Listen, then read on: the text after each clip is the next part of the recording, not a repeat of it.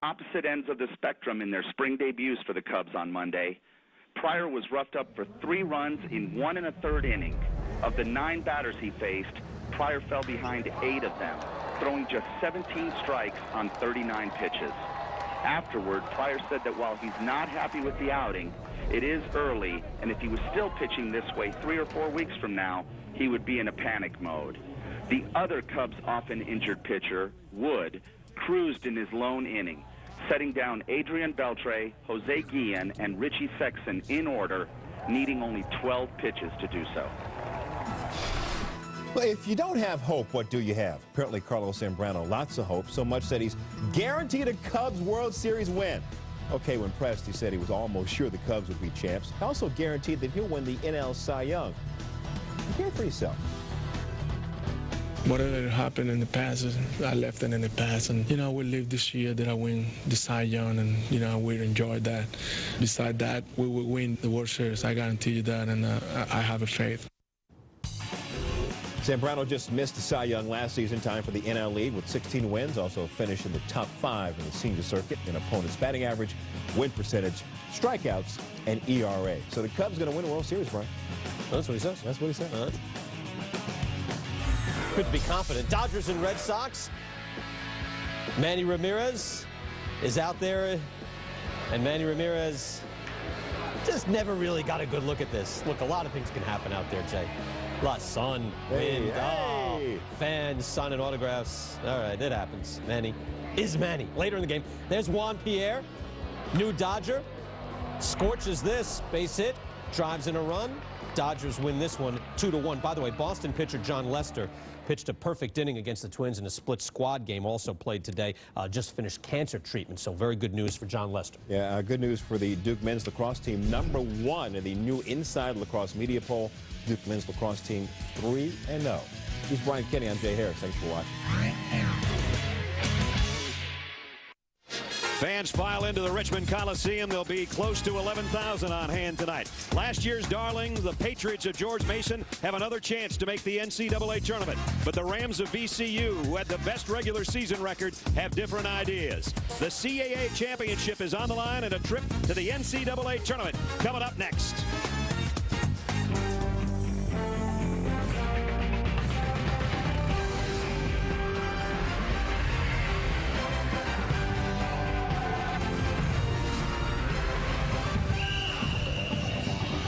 It is Championship Week, presented by Dick's Sporting Goods, and it brings us to the Richmond Coliseum for the Colonial Athletic Conference Championship Tournament.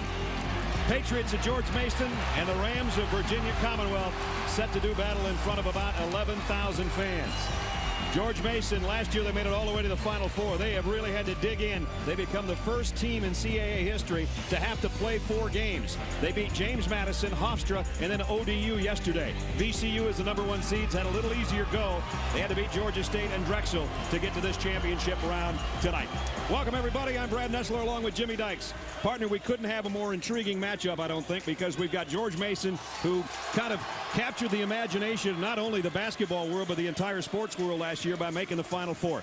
Tonight, they've had to battle all the way through. They're kind of middle of the pack all season long. They can make the tournament again if they win this game tonight, but they've got to go through the team that won the regular season title in the VCU Rams, who won 26. And it won't be easy. And George Mason plays this game tonight in tennis shoes, hoping to trade the sneakers for a set of glass slippers one more time. That's the only way they get in. And think about Virginia Commonwealth. They have 26 wins on the season. Since 1999, no team with 26 wins or more has been left out of the tournament. If you're VCU, don't take any chances tonight. Finish it off on what really is your home floor. All right, let's take a look at our American Century Star Watch and a couple of guys, Fowler and Campbell and B.A. Walker, that are vital to their teams. Fowler and Campbell led George Mason in scoring on the run to the Final Four last year. He's doing the same thing this year. B.A. Walker for VCU, a lethal feet set shooter, one of the 3 all-conference guards for Virginia Commonwealth. Let's take a look at our starting lineups. On the left, for Jim Larinaga and his Patriots of George Mason, Dre Smith has had a sensational tournament so far, including a career-high 26 points in a first-round game. Joining Carter and Campbell in the backcourt, Monroe and Thomas up front. Thomas not only second team all CAA, but all defensive team as well. Eric Maynor, the sophomore, one of 3 guards on the other side, and he's a first team Colonial Athletic Association performer. Jesse Pellarosa had a big game yesterday. Famini and Michael Anderson in the front court. And Maynor leads the conference in assists. There is the coach of the year in the CAA. And I said to Anthony Grant yesterday, Coach, don't you know you're not supposed to do this well in your first year? Ask somebody like Tubby Smith. But he's 26-6 in his first year after 10 years as an assistant at Florida and a couple more at Marshall under Billy Donovan, and now running his own show and doing a marvelous job. And I think everybody now knows the guy on the other side in Jim Larinaga in his 10th year, who last year took his team all the way through 4 big-time clubs, Michigan State, North Carolina, Wichita State, and UConn, to get to the Final Four before losing to Florida. But they captivated the basketball nation, and there he is in his 10th season as the head man of the Patriots. So the team from Fairfax has another shot, but they're playing basically in the Rams' backyard. Even though this is not their home arena, their campus is only about 6 blocks away. So we know that the Rams are going to have the fans in their hands coming up in this one tonight. And it will be a game of trend setting as far as who sets the tone as far as the speed of this ball game. The team in white, perimeter oriented, Brad. They have 3 all-conference guards. They shoot the 3 well. They press. It's the Florida system without Florida players. George Mason in yellow, more of a half-court, pounded at you, execute type team. Which guards can control the flow of the game will be a big part of this ball game. The Patriots in their familiar gold with the green trim. The Rams of Virginia Commonwealth, the #1 seed, in the white with the black and gold trim. Mike Wood, Duke Edsel, Bernard Clinton, 3 of the best officials around are with us, and we're underway in Richmond. Here we go. This is Jordan Carter at the point for George Mason. He doesn't score much, but he's a great floor leader. George Mason wants to handle that ball 5 or 6 passes and make you work defensively. There's a quick opening foul, and it's going to go on B.A. Walker. And you know what? He got in foul trouble yesterday in the semifinals. He got 2 quick ones, and Matt Coward had to come in and play a lot of the first half because of that foul trouble. So we'll watch that situation. They don't want to repeat performance of yesterday when they had to go to their bench quite that quickly. Thing you like about George Mason in March, following Campbell and Will Thomas, starters and major players in their Final Four run last year, they know how to play in big games. Campbell on the outside, missed a 3, flying in for the rebound is Pellarosa. Here's Eric Maynor at the points. First team all-conference. Pellarosa had a huge first half yesterday. Here's Walker. That shot was blocked by Dre Smith. Smallest guy on the court, or one of the smaller guys on the court, comes up with the first block shot of the ball game. Will Thomas cross-courts it to Carter. The low block. Here's the big guy going to work. I know he's built like Jai Lewis, but he doesn't have the same type of skill about his game. He can score a little bit back to the basket, talking about Daryl Monroe. More of a face-up guy. Anything they get out of him around the rim is a plus. Yesterday, the first thing you asked me when we were watching the semifinals, how big is he? Because I had the roster in front of me. I said 260. I didn't have to say how tall he was. You wanted to know how big he was. That one rimmed out. And it's Jordan Carter.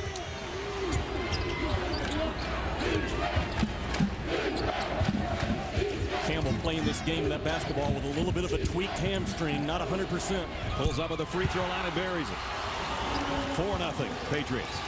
He leads them in shots a game around 12, 3-point shots per game, 5 free throw attempts a game, assists and steals. The most important player is 42 in yellow.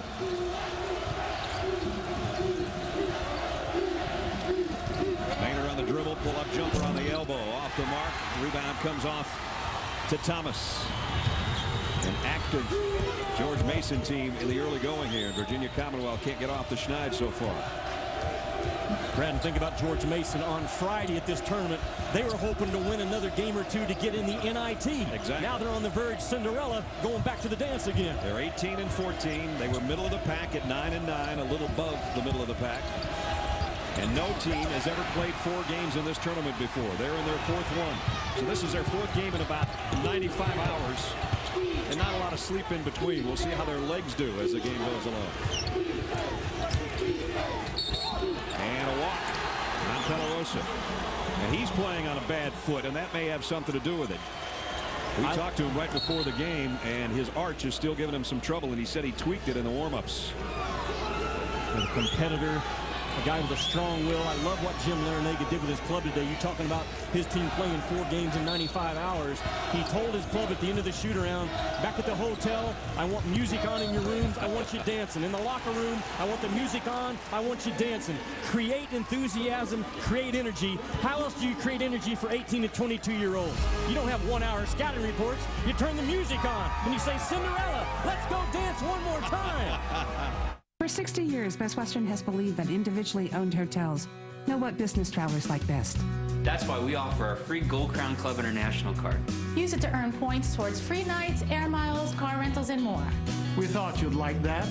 Earn great rewards with Gold Crown Club International. Best Western. Over 60 years of owners who care. Stay at any Best Western and earn double points or double miles with our free loyalty program, Gold Crown Club International. AAA members earn triple rewards now through April 13th. Join today at bestwestern.com. George Mason out to a 4-0 lead here in the CAA Championship in Richmond.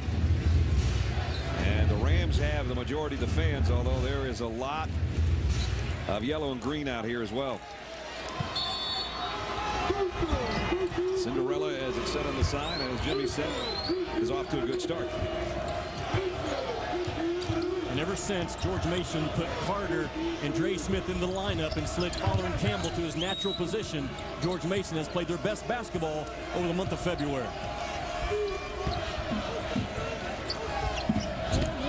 Monroe thinking about backing in, kicks it back outside. The 3 won't go for Dre Smith.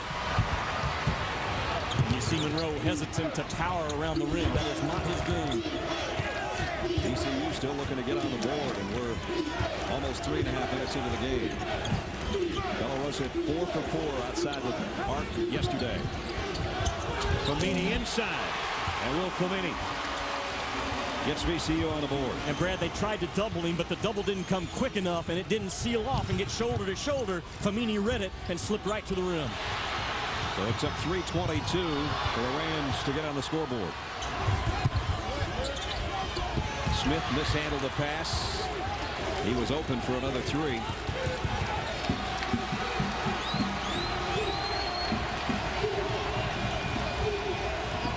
Down on the low block, Thomas and Smith playing catch, and they played it one too many times. That was a great example of the extra pass, because that was not the right pass. Belarus for 3, claimed it off the back of the iron. Coming down 2-on-2 with Carter and Smith. Carter's going to do it himself, and he'll go to the free throw line. Fouled by Maynor. 15:52 remaining first half. Not a lot of scoring so far between these two. Sign up today for ESPN Fantasy Baseball. It's free and it rocks. Ignition sequence start. 4, 3, 2, 1. Don't miss Dick's Sporting Goods Golf-a-thon, our biggest golf sale of the year. Check out new technology, like the Nike Sumo Squares. The new TaylorMade burner. And Callaway X20 irons. Plus, you'll save on drivers. A great selection of irons. And golf balls like the Nike Indy X Turbo. And Schlesinger Raw. All at Dick's Golf-a-thon going on now. I can feel a change a-coming, start anew. Change, change, a change will do you good. Michelob Light, crafted with noble European aroma hops. For a full-flavored light beer as distinctive as the bottle itself. Michelob Light, distinct by design.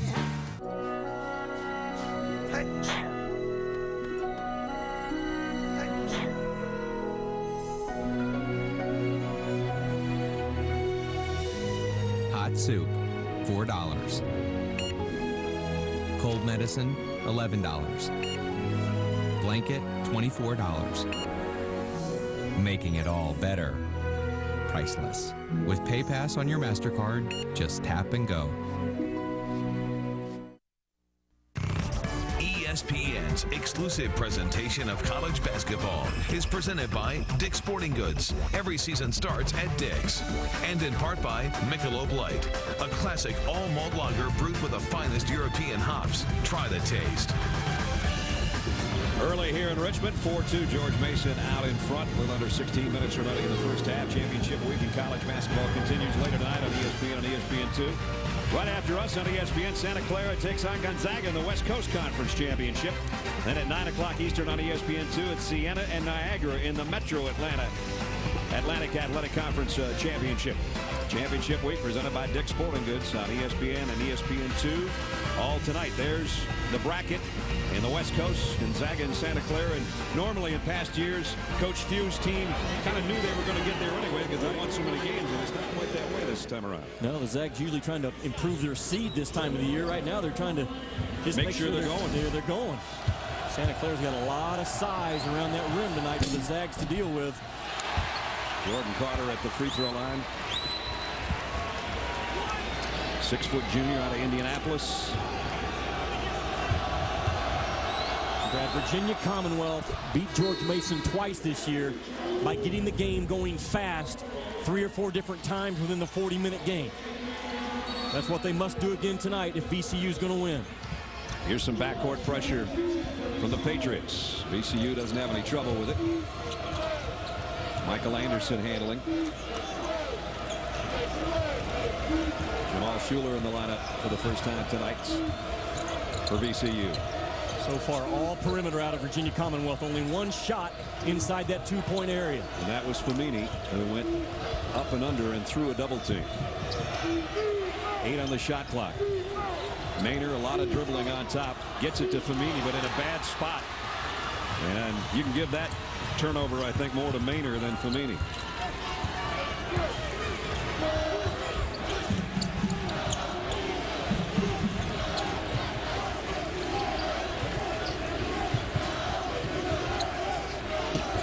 Again, good offense. Have reversed that ball from one side to the other. A ball screen. 3 or 4 guys have touched it. This is George Mason's game plan right here before our eyes. Norwood almost double dribble. 5 on the shot clock. Campbell's going to have to drive and try to put it up, and got the roll. Valarin Campbell with 4. And the lead goes to 5. Again, what I love about Campbell and Thomas, they played all the way through that Final Four last year. They know how to play in big games. This is a big game. Not everyone knows how to play in one. Again, VCU mishandling down on the low block. Here's Maynor wide open for 3. Got it. Eric Maynor doesn't hit a lot of threes. That's only his 23rd of the year, but it's a big one to get his team right back to within a deuce. And Brad, last year, he would not even take a 3-point shot. So his making 1 3-pointer a game makes him really difficult to guard at that point guard position. He hit only 3 3-pointers all of last year. Norwood, great pass to Smith. Boy, you're right. What a great read to throw a diagonal pass about 50 feet with pressure all over him. Gabe Norwood, I don't think there's been a pass thrown by a Penn State quarterback in the last couple of years to his little brother that was any better than that. His family here at the ball game tonight. His dad, of course, the defensive back coach for Penn State. And inside they go again to Famini. And Will Famini, who averages about 9 points a game on the gift from Maynor's, got 4. You know what? Norwood is another guy that started 2 games last year in their run to the Final Four. Also knows how to play in these type of situations. This time they turn it over. VCU's got a chance to tie or lead for the first time. And that'll get an eruption from the crowd if indeed they do. 13-10 remaining first half. 9-7 low-scoring game. This is the highest scoring team against the #1 defensive team in the CAA. As VCU scores 75 a game.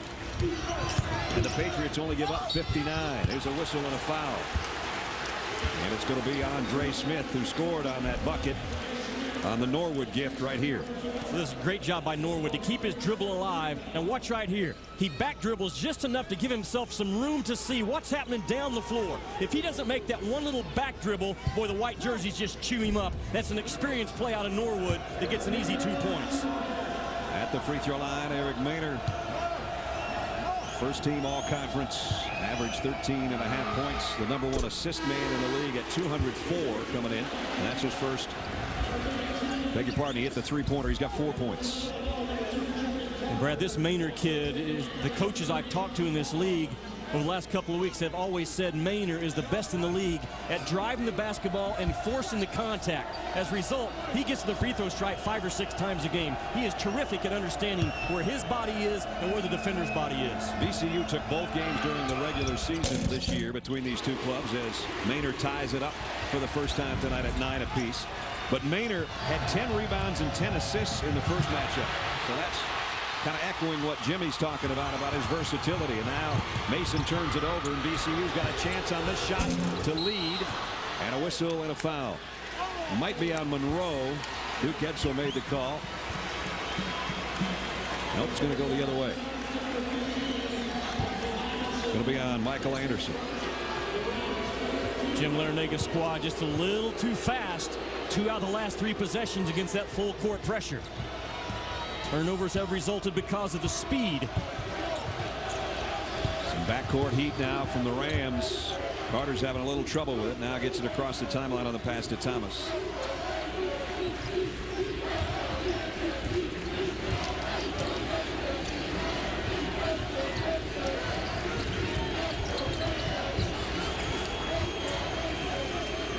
Thomas on top, got it by Anderson. Running jumper won't go from Vaughn. And again, VCU with a chance to take the advantage. Walker, the kick out. Maynor thought about a 3, drives and dishes back. Now they have nice ball movement around the perimeter, and the foul's going to be on Gabe Norwood. So our first tie of the ball game, and it's still tied with 11:57 remaining first half. Winner goes to the NCAA tournament. There's something to be said about Papa John's new 6-topping sausage sensation pizza. That something is loaded with 3 types of sausage and fresh cut veggies. Get a large 6-topping sausage sensation pizza for just $11.99. Threaten my people with slavery and death. You insult my queen. This is madness. This is Sparta. We will stand and fight. And all know that 300 Spartans give their last breath for freedom.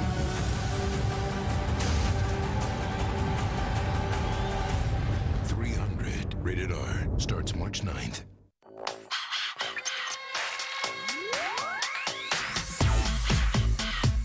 I can give you what you... The Intel Core 2 Duo processor. Great computing starts with Intel inside.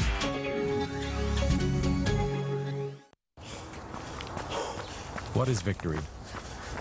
Is it when you've won more titles than anyone else?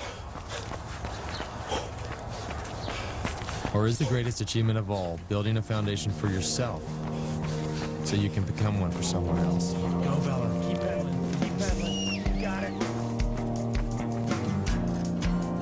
Go, go! Right hand bicycle. American Century Investments. I got it! I got it! Whoa! Oh, what's wrong with me? You've got sports video deficiency, Jimmy. Bill Walton? You need ESPN 360. Wow. It's the game and everything around it, including real-time stats, in-depth historical analysis, and more. And it's all at your control, Jimmy. Together we can fight sports video deficiency. And watch live games.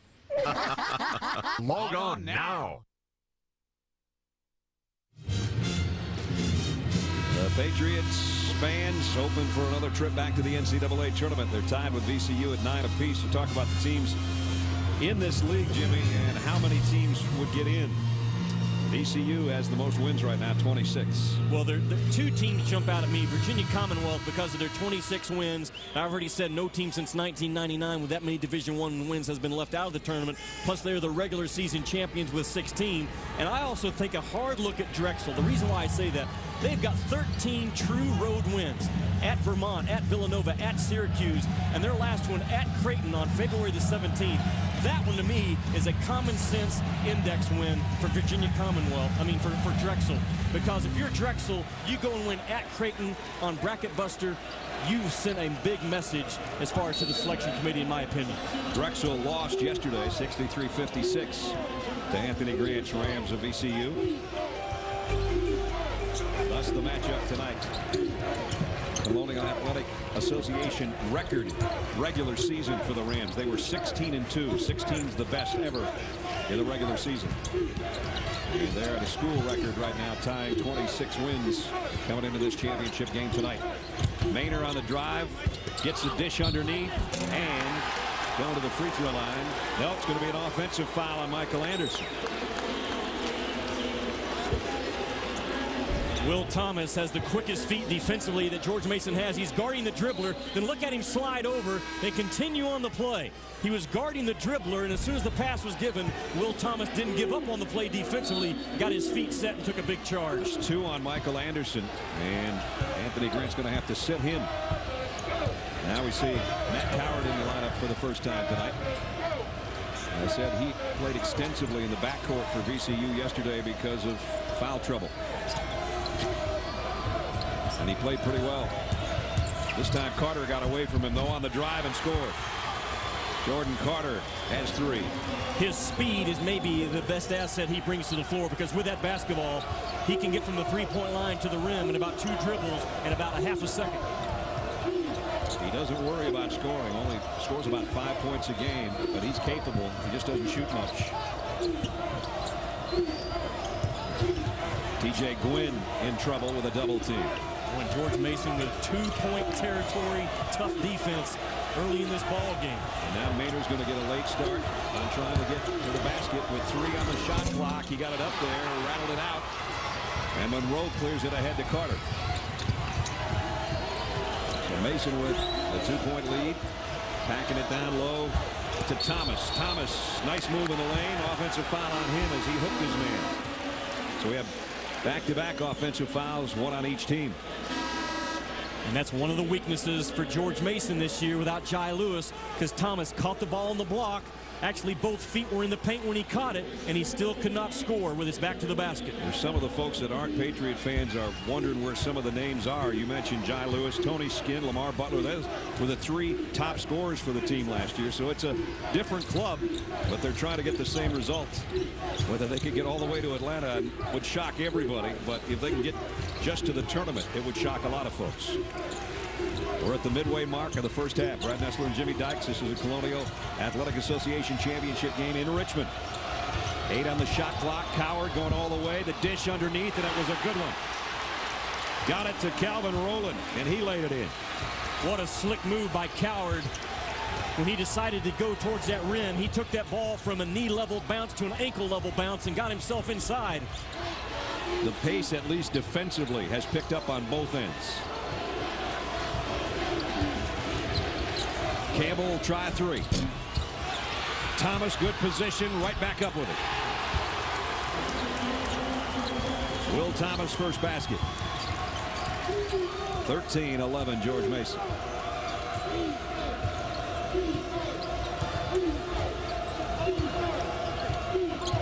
The 3 guards for Virginia Commonwealth have not yet gotten off in this ball game. That is their strength.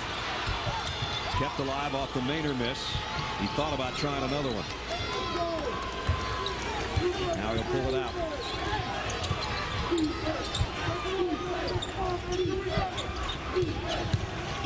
Gwynn. And that's going to be an offensive foul again. You don't see that very often. Literally 3 of the last 4 times down court we've had an offensive foul call. And that was a good one. He threw an elbow out trying to get position. Anthony Grant's first year as head coach.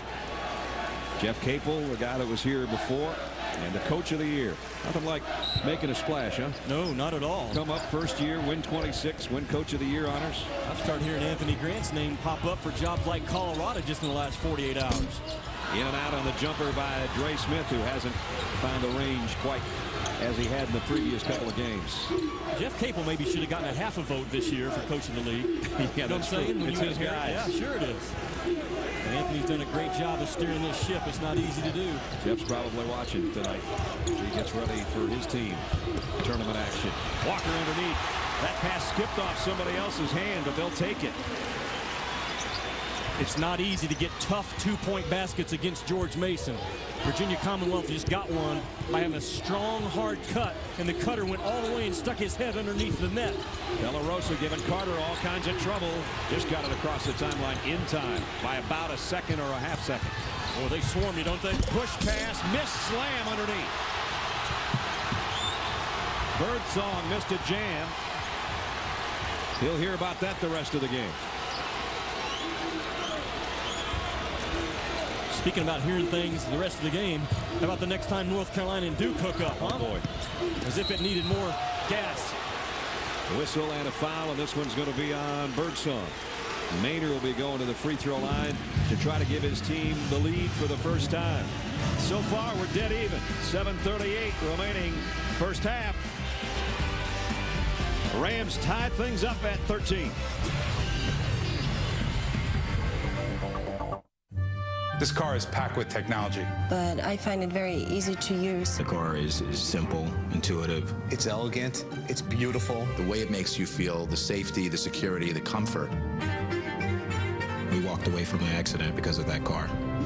The car's an absolute rocket. Just a wonderful car to drive. You get what you pay for, it's that simple. When I was a kid, I thought these cars were the most beautiful in the world. And I still do.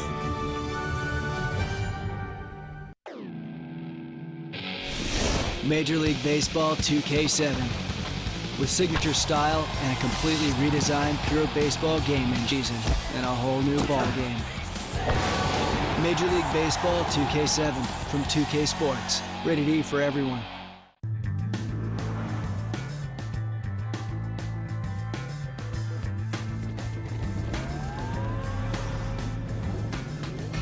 There were two options. Change the road or change the SUV.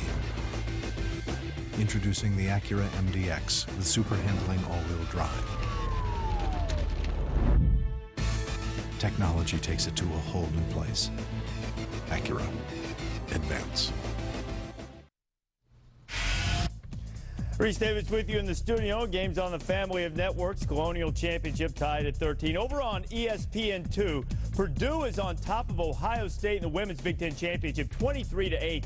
This game was 21-0 out of the gate. At least in the BCS Championship game, Ted Ginn returned to kickoff to get Ohio State on the board. And the Big East Women's Semifinal, UConn is blowing out Louisville. Will continue to keep you up to date on all of these games. Also want to check in on the Mid-Continent Conference game between IUPUI and Oral Roberts. There's Caleb Green of ORU, one of the better players in the Mid-Con. 22-7, ORU is rolling. All right, Reese, good to see that you're working tonight. So are we. 13-13, 7:38, like he hasn't been almost every day. I'm just teasing. Reese talking about Caleb Green for Oral Roberts. That young fella's a stud on that low block. He leads the nation in free throw attempts. As a big guy, he gets about 45% of his points from the free throw stripe. That's off the charts numbers. Eric Maynor is the number 7 free throw shooter in the CAA, and he's just given his team the lead for the first time. 14-13, first lead for the hometown team, we'll put it that way. Virginia Commonwealth actually plays their games at Alltel Pavilion at Stuart C. Siegel Center, just up the street a little bit. But they've got the hometown crowd behind them tonight, and they've got the lead for the first time at 14-13. And all 6 of George Mason's points, the team in yellow, their points have come from inside the three-point arc. So they are a 2-point strong team offensively and defensively so far in this ball game. And now they're working against a VCU zone. Campbell's playing the point, and he's adept at that. He has played the point in the past. Here's Smith for 3. Got it. That's his 13th three-pointer of this tournament, which is already a tournament record. He had a career-high 26 in the win over James Madison. He's on my all-tournament team, and I've only been here a couple of days. He was brilliant again yesterday. He had 19 points, 5 rebounds, and 3 assists. And now he's got 5 points tonight. And as I mentioned, a 13th three-pointer of the tournament. Underneath, nice follow by Femini. Will Femini underneath, and he's got 6. We're at different stages of a season, from non-conference to conference play to postseason play.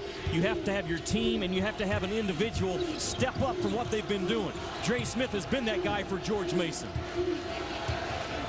He was really feeling it yesterday on the three-point shots, much like day 1 here. on Friday. I know he's capable. He's a top 4 in the nation in junior college, but last year scoring 24 a game. Norwood way short on the shot, but he'll take the result. Daryl Monroe just cleans up underneath. And it's George Mason again by 2. We've had 4 ties in the first half.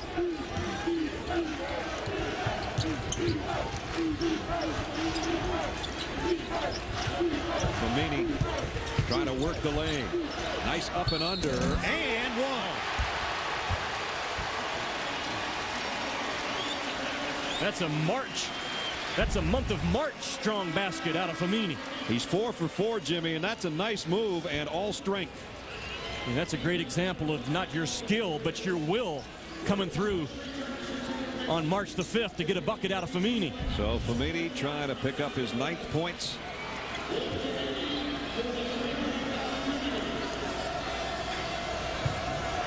We're going to check in Reese Davis with SportsCenter 30 at 30 right now. All right, Brad, right after the free throw, get you updated on a couple of things. Dwayne Wade has decided he's going to try rehab for a while, will not have surgery on his injured shoulder at this time. Naturally, if he had surgery, he would have been done for the season. Tyler Hansbrough, after all, does have a broken nose. Didn't have to be said or anything. He is expected to play in the ACC tournament. SportsCenter coming up around 11 o'clock, ESPN News Home. All right, Reese, we'll see you at halftime. No change in the score here. George Mason at VCU, the Richmond Coliseum. The CAA Championship is on the line, and a trip to the NCAA tournament. And it is right now Virginia Commonwealth leading by a point, 19-18.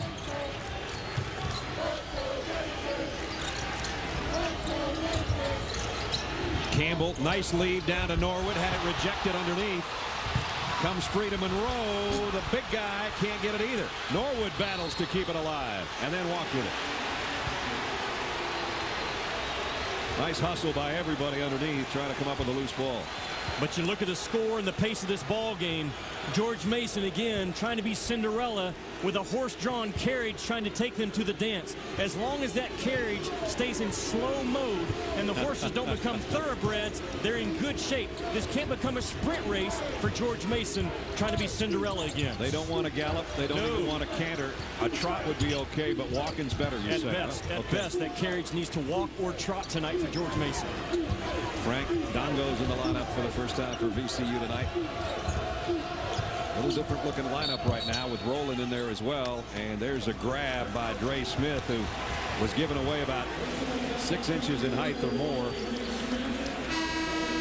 More like 10 inches in height, and he picks up the foul. Our stat track, that is, George Mason 8 of 18. Virginia Commonwealth 7 out of 15. Coming in, George Mason, the #1 shooting team in the conference from the field, 46%. And Virginia Commonwealth #2 at 45.9. So they're both right there as far as their field goal shooting. The three-pointers, though, have been way off the mark tonight. Pelarosa wanted a foul called, saying he got hit in the elbow. And that will fall harmlessly out of bounds. And back to the Patriots. Virginia 5 minutes. At VCU, they will trap you initially. They'll try to trap you at the timelines. They keep you off balance, and there it is, keeping you guessing when and where the pressure is going to come from. George Mason turns it over because of it. Virginia Commonwealth's press was part of the problem for Georgia State.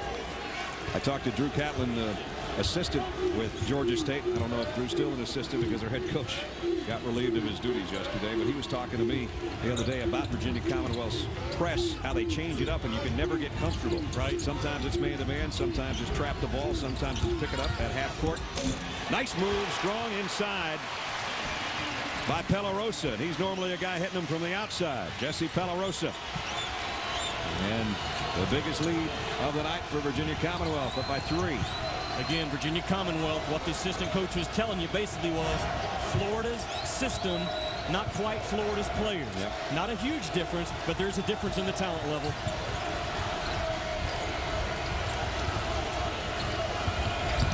Carter, here's a wide open look, and the three-pointer goes.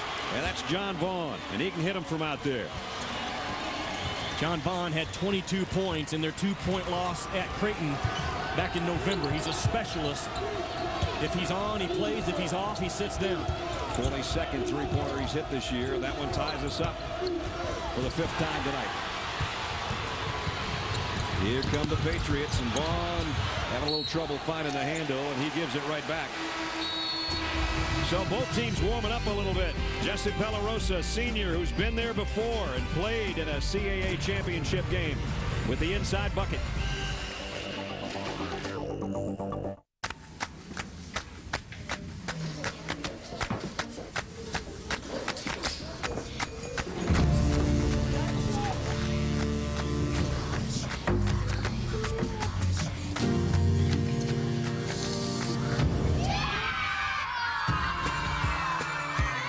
Welcome to a network where being here is being there.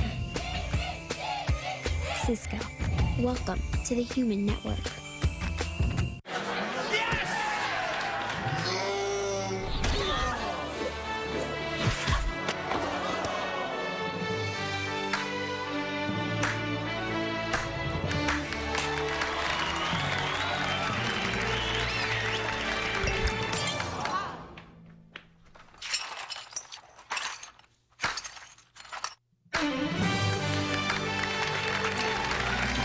Buffalo Wild Wings. You have to be here.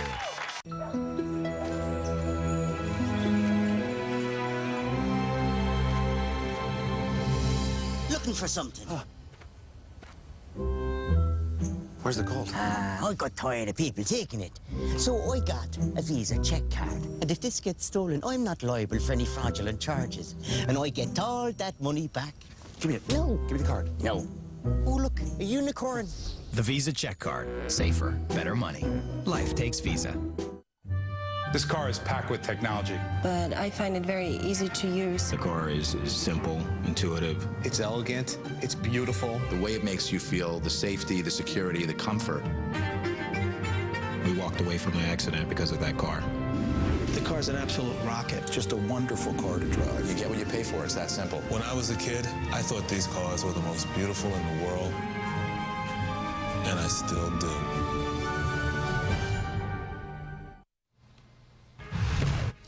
I'm Reese Davis. Coming up on the Cisco Halftime Report, Doug Gottlieb's going to tell you some teams that have work to do to get in the tournament. Some of them might surprise you just a little bit. Get you up to date on the latest on Tyler Hansborough's injury and how he plans to play in the ACC tournament and the fallout from that elbowing situation yesterday, and also the best plays from the early part of championship week. We'll see you in just a bit on the Cisco Halftime Report. All right, Reese, we'll see you then, as we've got 3 minutes 32 seconds remaining in the first half of this one. Tie game 21-21 with George Mason and VCU. George Mason's athletic director Tom O'Connor is part of the selection committee. Talked to him in the elevator today, and after the game's over, he's got to head to Indy. Talked to him last night. Actually, he and Craig Littlepage, the athletic director at Virginia, were both in attendance at last night's semifinals.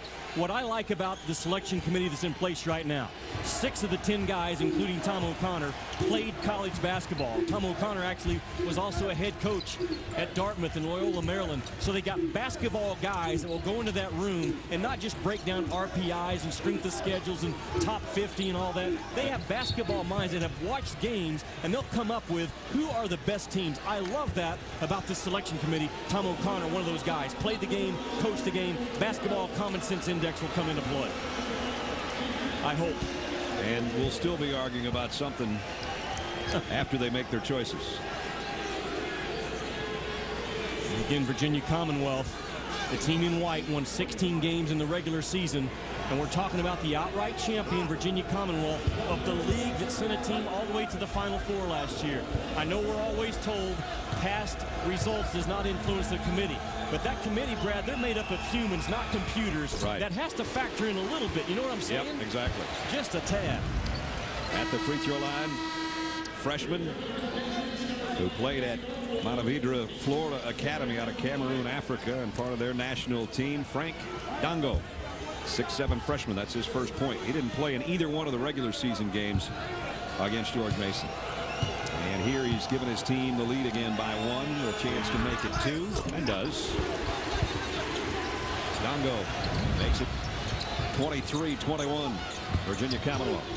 And Brad Fowler and Campbell and Will Thomas, the two studs from last year's George Mason's Final Four run, have only combined for 6 points in this ball game. They average 27 between them. 42 in yellow and 34 in yellow have to get involved. They have not been enough tonight. Vaughn down at 34. Thomas double teamed though. And now in the lane, rejected. Palarosa with a block shot with authority. Out of bounds. Hard jump stop with the basketball. Came down on 2 feet. The crowd wanted a travel call. That's a permissible play. Carter's going to take a 3 and got it. He doesn't take a lot of those. He's got 6 points. And he gives Mason the lead back by 1. But Brad, you trust him shooting the basketball. He's actually their best shooter, but he's 6th on the team in attempts. You don't mind him stroking them on you. He's a 48% field goal shooter. He's had a big first half. 8 points is the most he's scored in any of the games so far in the tournament. He already has 6. Here's Famini, tough catch, trying to keep his balance on the baseline, and now he's fouled by Campbell. Reminder, championship week in college basketball on ESPN continues Wednesday. First round Big East championship from the Garden. Villanova and DePaul at noon. UConn and Syracuse at 2. Big East championship presented by Aeropostale. Part of championship week presented by Dick's Sporting Goods on ESPN. Also available in high definition. Call your cable operator or satellite provider today. Back to the free throw line goes Will Famini. Played at Arizona State before his transfer.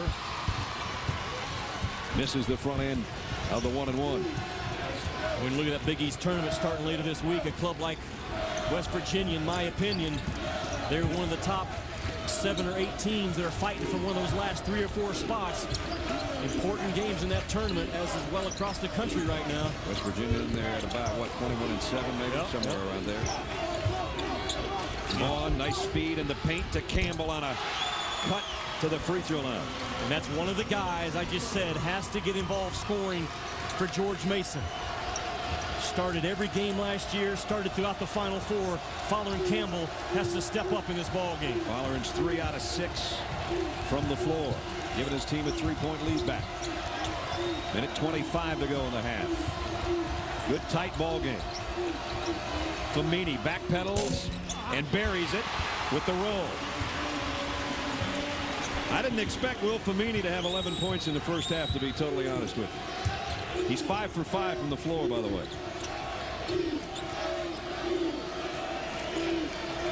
Look at the score. Virginia Commonwealth leads this league in points per game. But so far, Cinderella's carriage has been at a walk or a trot. That favors George Mason. A walk, a trot, a jump, and a stick back. And there's your other number, 34, with a chance for a 3-point play. And more importantly, George Mason knows the speed that the carriage must be going at tonight to win this ball game. 34, Will Thomas and Fowler and Campbell are the guys that will set the speed tempo of this ball game. Great job by Thomas to get that rebound, kept it high and scored. A lot of times coaches will call that the Kevin McHale drill in practice. Throw it off the backboard, get it high and score. Kevin McHale, the best to ever do it. Mason by 4 now. Thomas and Campbell yesterday, the two guys Jimmy's been talking about, both went over the 1,000 point total in their careers, and they're both having good first halves now as they have 11 between them. They might add to it here. Campbell gets it ahead to Vaughn. Way to run is shown by Fowler and Campbell. And again, his point guard instincts. He's not the point guard, but he has been in the past, and he showed it on that break, a 10-2 Mason run, and they lead now by 6, their biggest advantage of the ball game. And they have been 2-point tough on both ends of the floor, George Mason. This time their defense triggers a run out, something they haven't gotten a lot of in this ball game.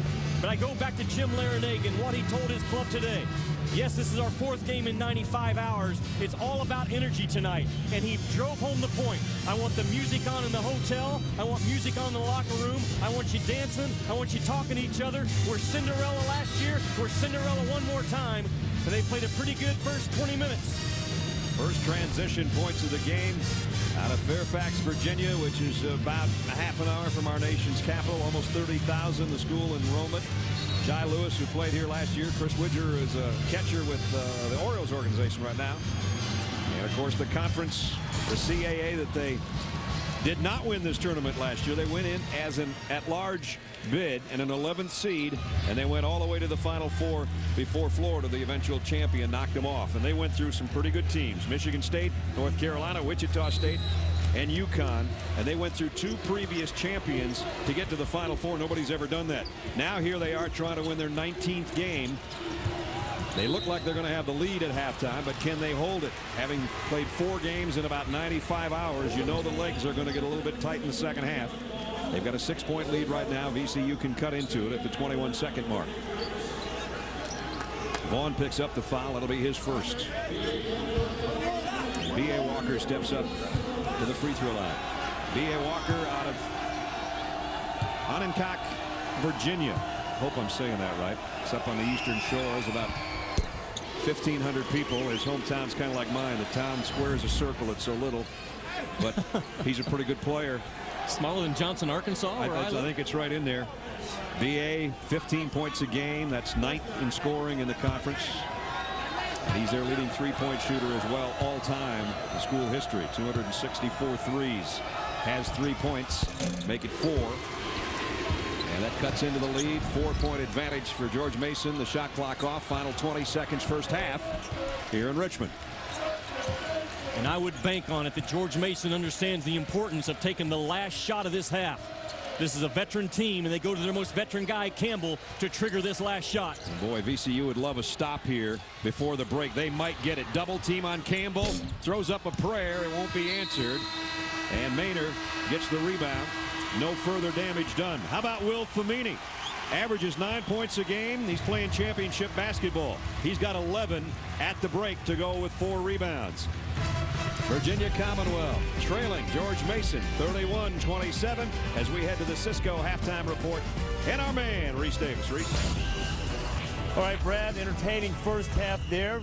Could be argued that both teams need to win to get into the NCAA tournament. Doug Gottlieb is here as well. Doug, I want to show you some numbers from some of the teams in the Colonial. Obviously, the winner of this game tonight will get the automatic bid into the NCAA tournament. Now, you lay this out, and it's pretty confusing because Old Dominion has a couple of wins over Drexel, and they beat Georgetown.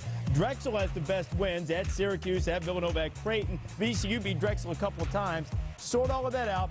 Who gets in, how many, and why? I think this league is going to get 2 teams. The question is, who's the other one going to be? You heard Jimmy in the first half say that Tom O'Connor, the athletic director at George Mason, is on that selection committee. There's no doubt that he is going to be the advisor about this league. I think there's a couple things. I think the human element is a major factor. We saw George Mason go to the Final Four last year. We know that Hofstra probably belonged in the tournament. And even though this conference is very close to maybe being a 1-bid league, I think because of last year, it's going to get a second. And I think Drexel, honestly, despite the fact they lost in the semifinals, they could be this year's George Mason. They were beaten twice by VCU, but they did beat Nova at Nova. They beat St. Joe's. They beat Syracuse on the road. Nova and Syracuse looking like bubble teams. They should be in. It happened last year, too. George Mason lost a couple of times to Hofstra during the regular season. Hofstra did not make it in. And remember, those guys recuse themselves when the voting goes on and the discussion of the conferences going on. Still to come on the Cisco halftime report, there are some teams that need to do some work during championship week. Doug will break them down for you. ESPN's exclusive presentation of college basketball is brought to you by Mercedes-Benz, located on the web at MBUSA.com. This car is packed with technology. But I find it very easy to use. The car is simple, intuitive. It's elegant. It's beautiful. The way it makes you feel, the safety, the security, the comfort. We walked away from an accident because of that car. The car's an absolute rocket. Just a wonderful car to drive. You get what you pay for. It's that simple. When I was a kid, I thought these cars were the most beautiful in the world. And I still do.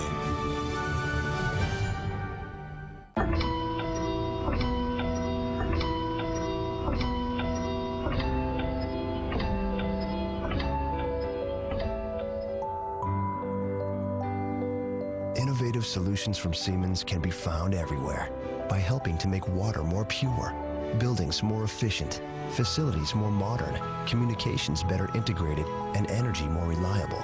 We're turning dreams into reality.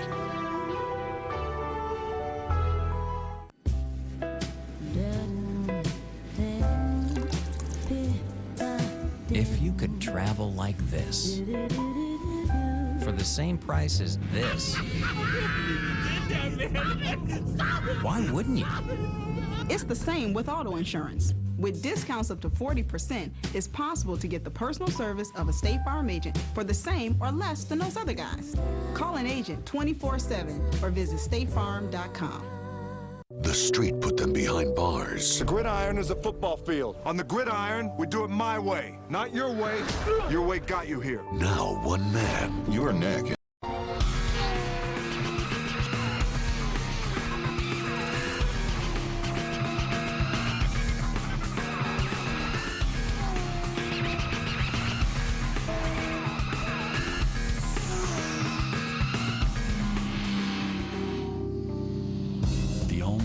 ZX6R. Race ready, street legal, barely. How do you measure wealth? Sorry, Mr. Costa. No, Mr. Costa's not available right now. He's in a meeting. Mark Play. No time. Does the answer lie solely in how much money you have? Hello? Maybe wealth can be measured in two ways. Financially, and how we live our lives as human beings.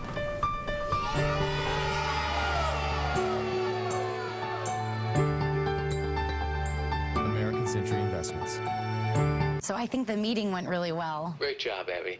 I wish some of our managers worked as hard as you do. Well, I guess you'll just have to promote me to manager then, huh? There's a new sheriff in town.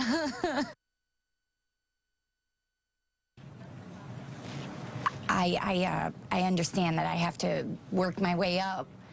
Though. Switch to the network with the fewest dropped calls. Now get an ultra-thin Samsung phone for only $19.99. Singular is now the new AT&T. Your world delivered.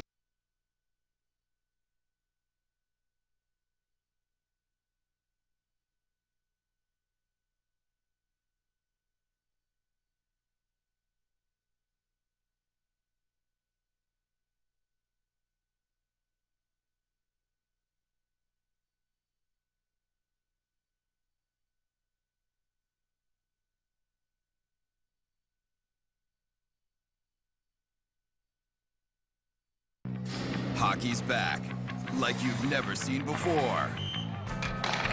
NHL Center Ice on DirecTV. Your favorite teams, your favorite players.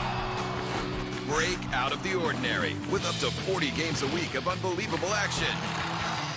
Just 4 payments of $29.75. Act now and score big. To order, call 1-800-GET-SPORTS today. NHL Center Ice on DirecTV. Last year, George Mason shocked everybody by getting all the way to the Final Four before losing to Florida in the Final Four. And Championship Week, presented by Dick's Sporting Goods, gives them another chance because the Patriots have battled through 3 games.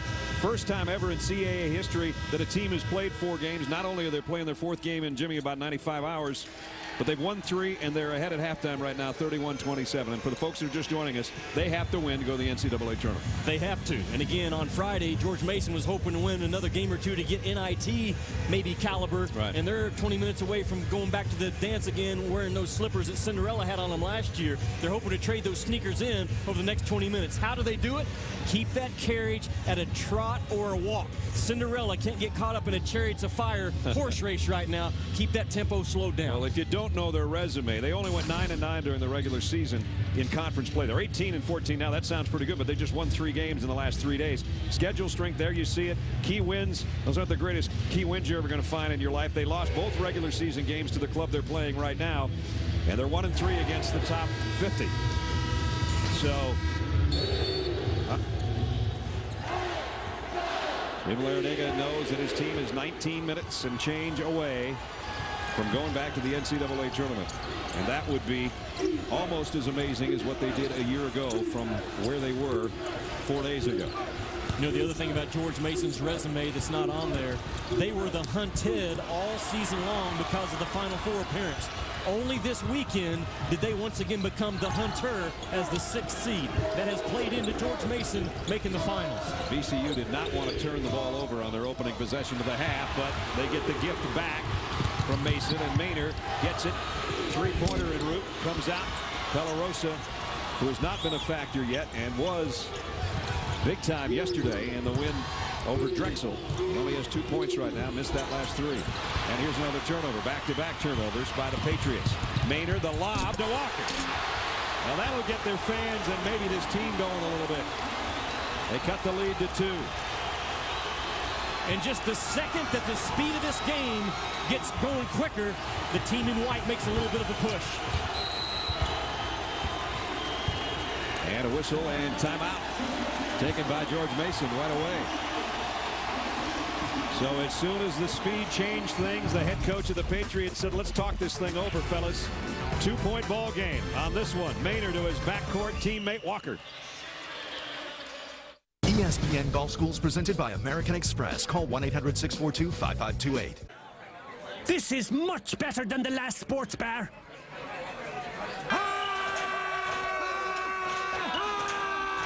Yes, this is much better than the last sports bar. Brilliant! Brilliant! Please enjoy Guinness Draft responsibly.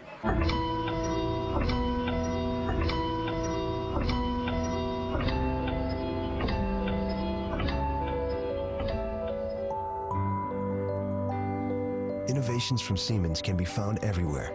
By integrating communications, building technologies, and advanced medical systems, we're creating digital hospitals that can provide higher quality patient care. Siemens, we're turning dreams into reality.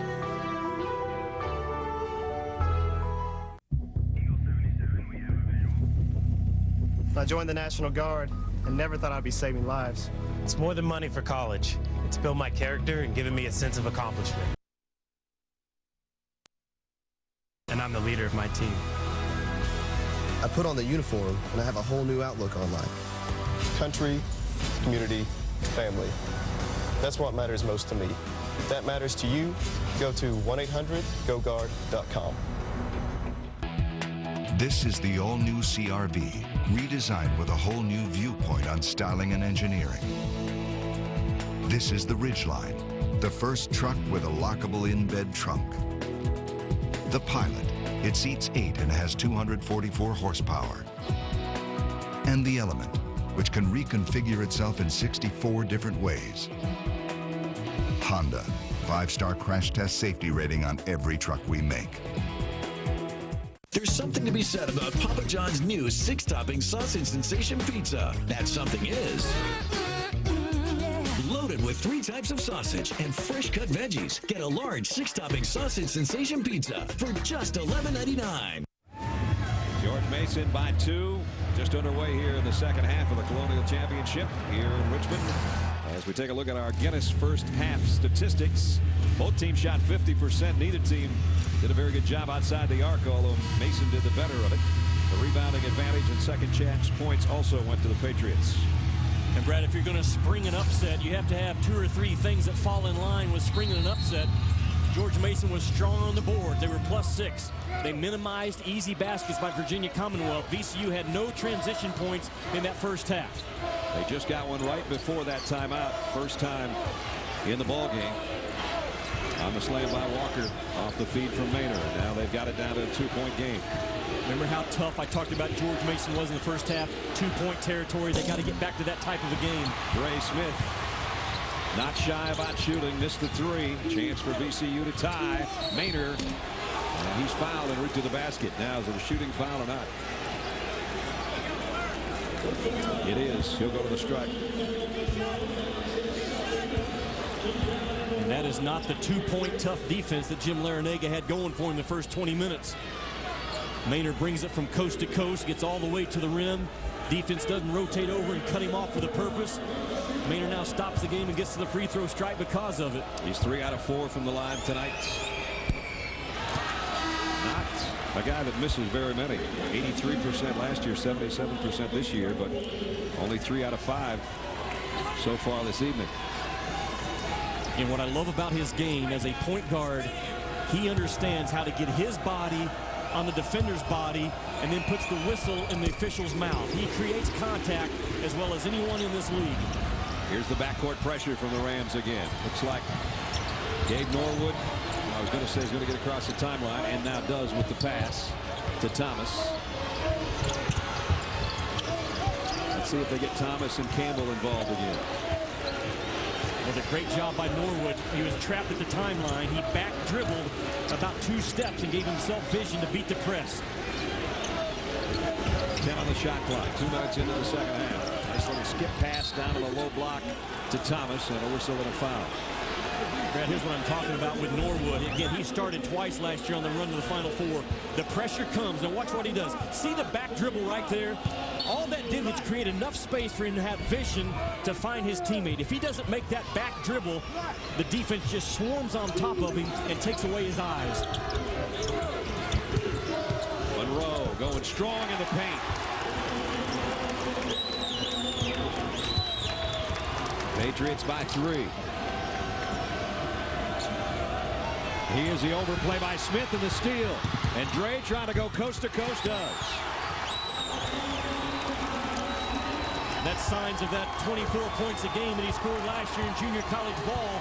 Top 5 in the nation. Can shoot it and can also finish at the rim. Biggest lead in the second half now for George Mason, up 5. Maynor, pull-up runner. Can't get it to go. Rebound comes off to Campbell. Campbell ahead to Smith, trying to find the handle.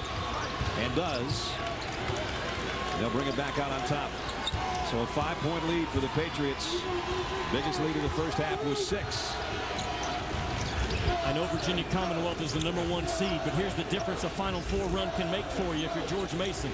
I really felt like after watching the shoot-arounds today, George Mason expected to win this game tonight. Virginia Commonwealth was hoping they could win this game tonight. And Monroe, did he walk with it? Now they're going to call a foul. Mike Witz's foul before he walked. And the foul is on Anderson. That's his 4th. Championship week in college basketball continuing tonight when we're done here on ESPN. Santa Clara and Gonzaga will take over the West Coast Conference Championship. Over on ESPN2, Siena and Niagara get together in the Metro Atlantic Athletic Conference Championship.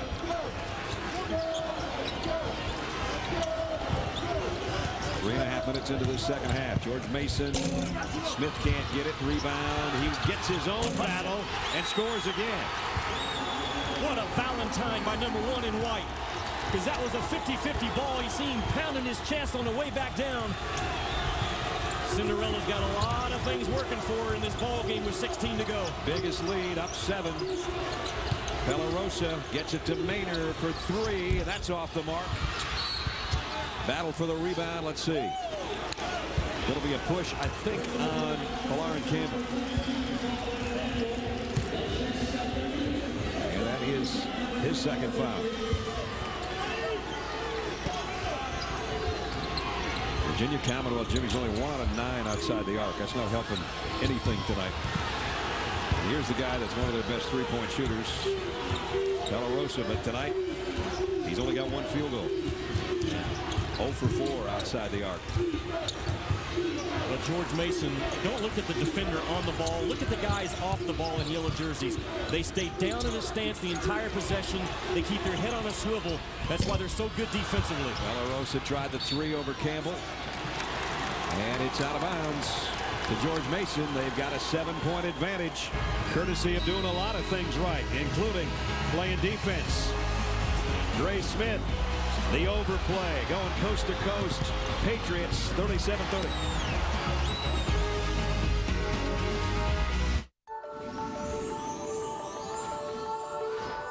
This year, we're granting over 1 million dreams during the Disney Dreams giveaway.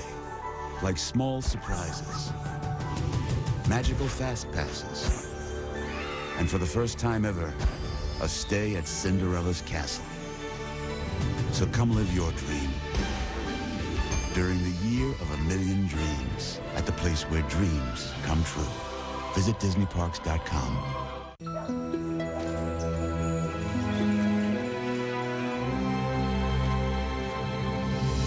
Looking for something.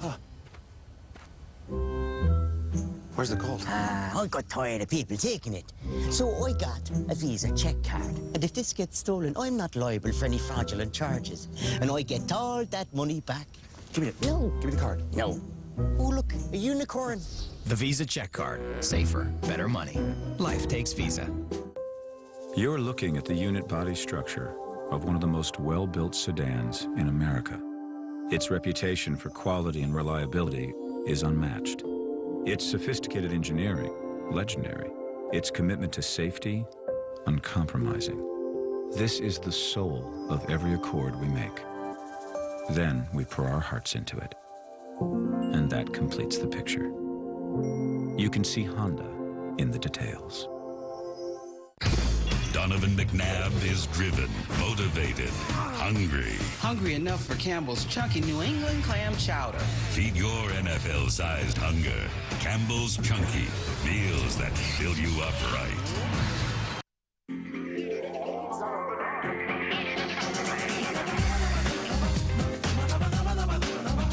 The Intel Core 2 Duo processor. Great computing starts with Intel inside.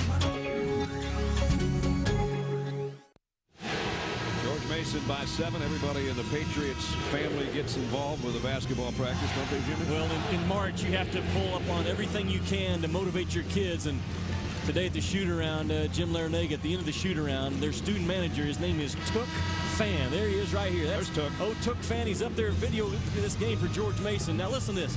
Took Fan is an engineering student. He's a student manager. He's got like a 5.0 GPA. He's a computer whiz.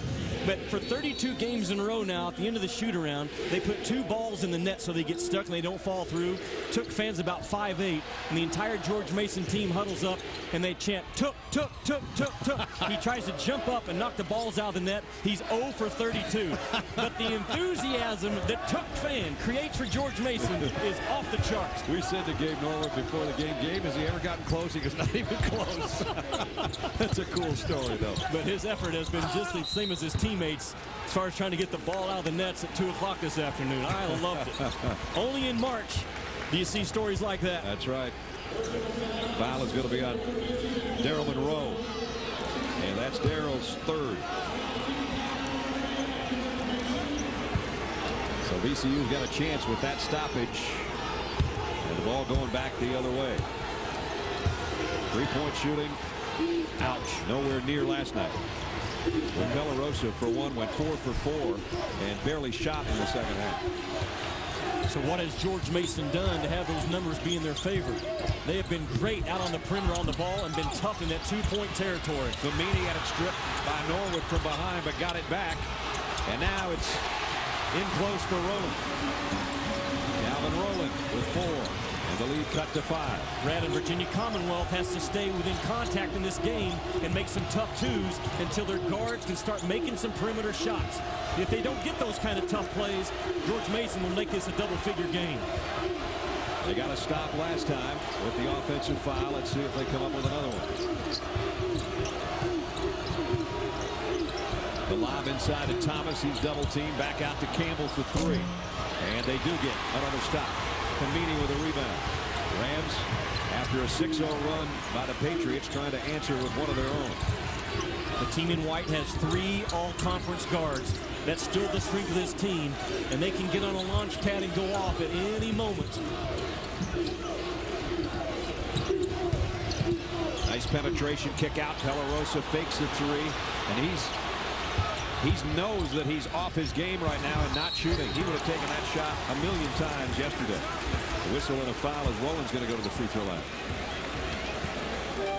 Well, because Jim Larinaga's squad has been so good at recovering out to the shooters in a stance with a hand high, tracing the basketball, Virginia Commonwealth's guards are now a little bit hesitant as far as pulling the trigger, just like Bellarosa was on that last one. You wonder if Bellarosa's foot is giving him that much trouble. Yep. Maybe he's not getting the same kind of spring on his jump shot that he normally would.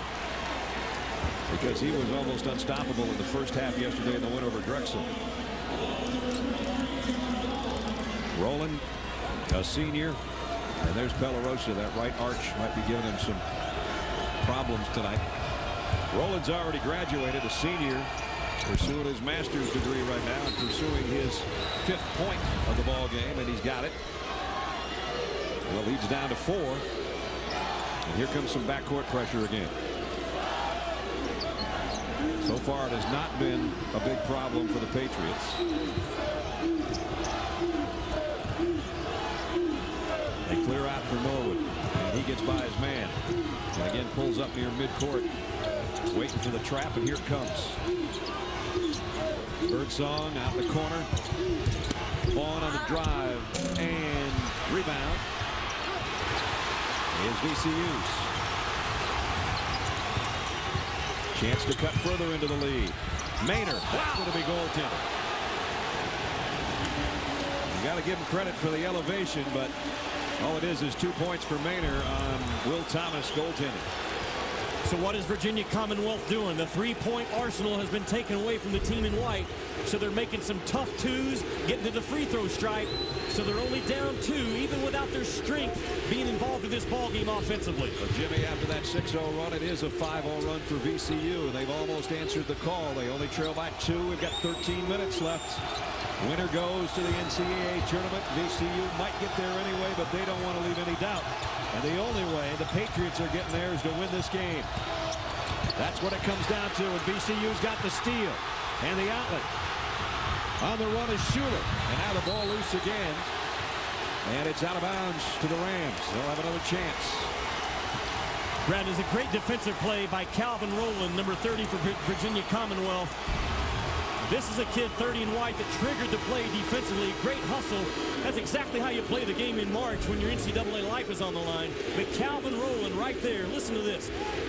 He used to live in the locker room at the junior college that he went to because he couldn't afford student housing. He lived in the gym. He lived in the locker room.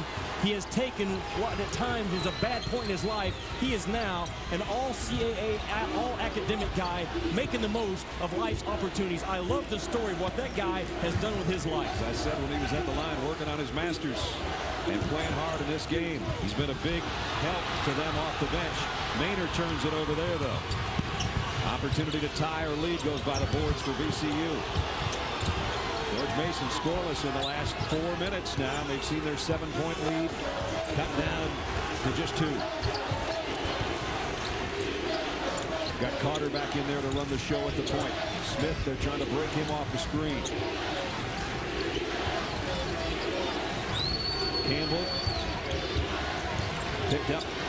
Way out on top, 4 on the shot clock. They're going to have to get up there with it. The shot off the mark by Birdsong. Rebound for Meany. Here comes the Rams. Again, a chance to even things up. Maynor comes out, has a look over to Coach Anthony Grant. He calls the play he wants run. There's an open look. Pellarosa follows his own miss and scores.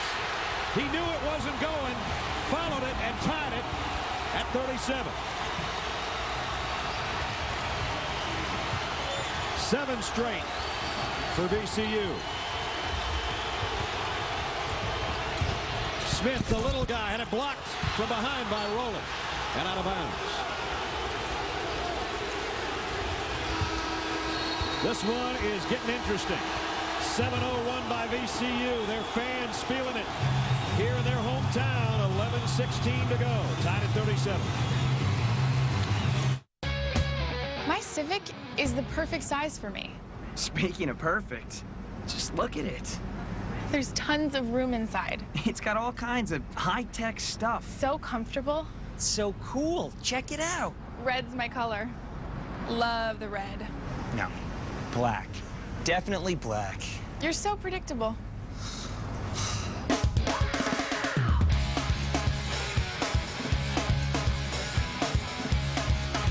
Now, who can tell me how much distance we need to keep between ourselves and the car in front of us?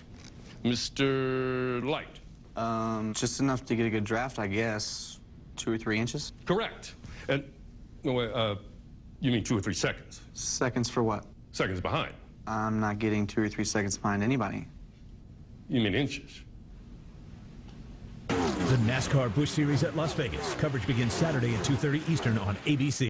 NBA League Pass, you get to see so many great players. A terrific block. You can see so many great games. 161 to 157. So many great moments. Come off, Posey gets it, fires the three. Oh, the Heat win! 2-1, Pierce for the win. It's over. And even select games in HD.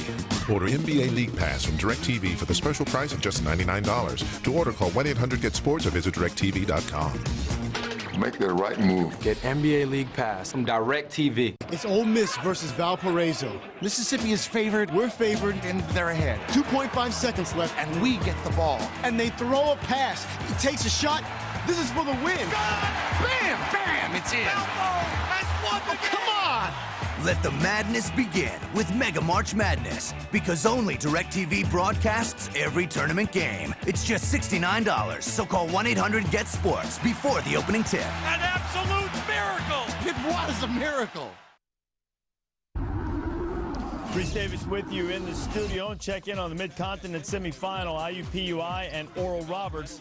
Caleb Green surrounded by IUPUI defenders, and ORU's big man puts it home strong, and Oral Roberts is cruising up by 18. North Texas in the Sun Belt with a 7-point lead over. All right, Reese, here we're dead even. First tie of this half, 6th of the ball game, 37-37, and that last play by Pelarosa just exemplifies March, Jimmy. Well, George Mason's going to fly out of control here at Pelarosa's. He pops to the top. Watch what happens right here. Pelarosa was only 1 out of 7 shooting that ball. Now, you want to challenge the shot here, Brad, but then you've got to box off. Watch what happens. The challenge comes, no box off. Pelarosa says, I'm going to use my got recruited by Michigan State for football toughness and get 2 points on you. Pelarosa, who played right here at George Wythe High School in Richmond. He's a local hero. As Jimmy said, not only was a great basketball player, but a football player as well. Went to Fork Union Military Academy, and a lot of people thought he was going to play college football. And the toughness probably of that football mentality is why he's even in the game, because they say his arch injury would have kept a lot of guys out of this. Smith knocks down a 3 off the inbound. Dre Smith with his 14th three-pointer of the CAA tournament. And Brad, I'm sorry, always in conference championship games, when you played somebody for the 3rd time, you put in a new out-of-bounds play that can get you a basket when you have to have it. Oh, missed by Maynor, but no miss by Rowland. Back to a 1-point game. Mason by 1 on that 3-pointer by Dre Smith. They're going to start calling him Trey Smith before this tournament's over instead of Dre. Steal and a foul as Pelarosa got the steal. Hit the shot on the other end. And that doesn't count. The foul was before. And he gets a laugh out there with Bernard Clinton, one of our officials. Got to give him credit. He was working on that shot on the way to the locker room in warm-ups. Didn't hit one. He hit one that time. Campbell picks up his 3rd foul in the backcourt. Remember the speed of the carriage for George Mason, who's trying to carry Cinderella back to the dance. That carriage cannot start going too fast. The last couple of minutes, the horses are starting to go from trot to a slow gallop. That's not good. Here's the runner by Schuler. His first basket. VCU in front for the first time in this half.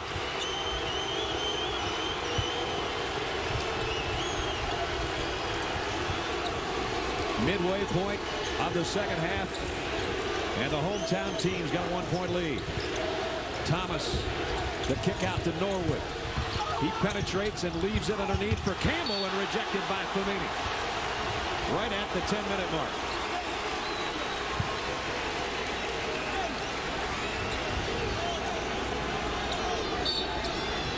So the inbound coming from Campbell. Carter. Remember, that ball never got to the goal. There's 9, now 8 on the shot clock. Norwood takes a 3 and got it. Big shot by the senior out of State College, Pennsylvania. Playing in his 126th game tonight in a George Mason uniform. That's the all-time best at George Mason. He broke it tonight. He said he didn't even realize it until yesterday. He had tied the record, and tonight he plays in game number 126, all-time mark. Rowland just battling, but getting out-battled by Will Thomas. That was the will to steal by Thomas. You got that right.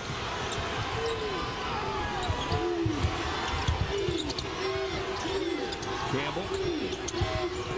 Carter now right back inside to Thomas. Nice bounce pass to Norwood, who scored 5 straight. And how did it get triggered? A guy that started on the Final Four last year to another guy that started in the Final Four run last year. George Mason has gone back to their experience the last 90 seconds. What a pass and a cut. I turned around and looked at Gabe Norwood's family up behind us to the left, and they are all up and happy. Their son with 5 quick points, and now a steal. Gabe Norwood on both ends of the floor. Brad, think about it. A steal by Thomas, a pass by Thomas to Norwood, another steal by Norwood. Again, guys that have experience of playing in big games on a big stage. This is a big game on a big stage. For the CAA Championship, Norwood with a heat check, and that one almost went, but Maynor has the rebound. 4-point Mason lead.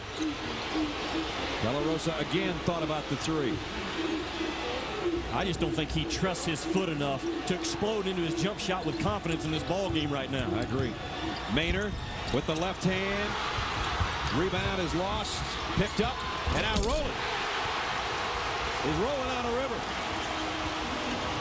7.5, 9 in the game. And the senior keeping him in the ball game right now.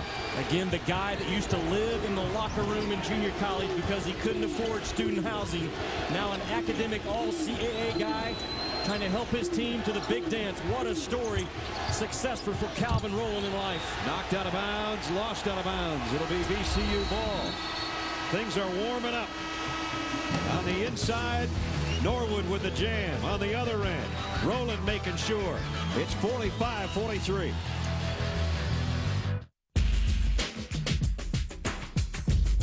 Ignition sequence start. 4, 3, 2, 1. Don't miss Dick's Sporting Goods Golf-a-thon, our biggest golf sale of the year. Check out new technology, like the Nike Sumo Squares. The new tailor-made burner. And Callaway X20 irons. Plus, you'll save on drivers. A great selection of irons. And golf balls like the Nike Indy X Turbo. And Schlesinger Raw. All at Dick's Golf-a-thon going on now. They say a family that plays together stays together, and one that walks apart just falls apart. So together we stand, divided we fall, united we form Voltron and take on all. Let's move. The second coming, the new beginning, the truth is speaking. You should listen. So glorious, victorious. We take what we want. We born warriors. Second down 9 for their own 35. Let's go for 9 minutes to go.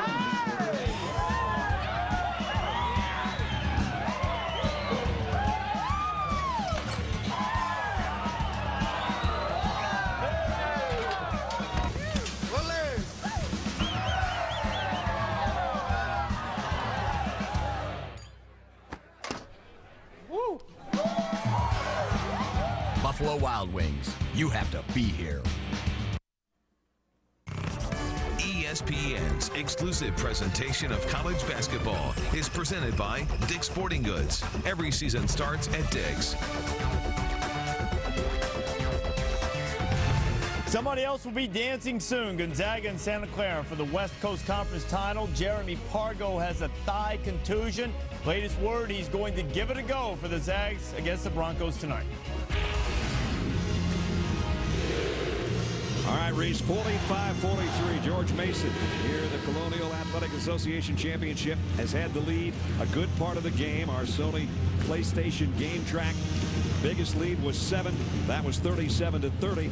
Gray Smith's got a dozen. VCU only 1 of 11 outside the arc, but Will Fermini's got 11 points and 8 rebounds, and they've really gotten a lot of help, Jimmy, from Calvin Rowland in this half. 7.5 and 9 for the game. And think about this, if you're Virginia Commonwealth, you only trail by 2, and you only have 3 points in this ball game, Brad, from the three-point line.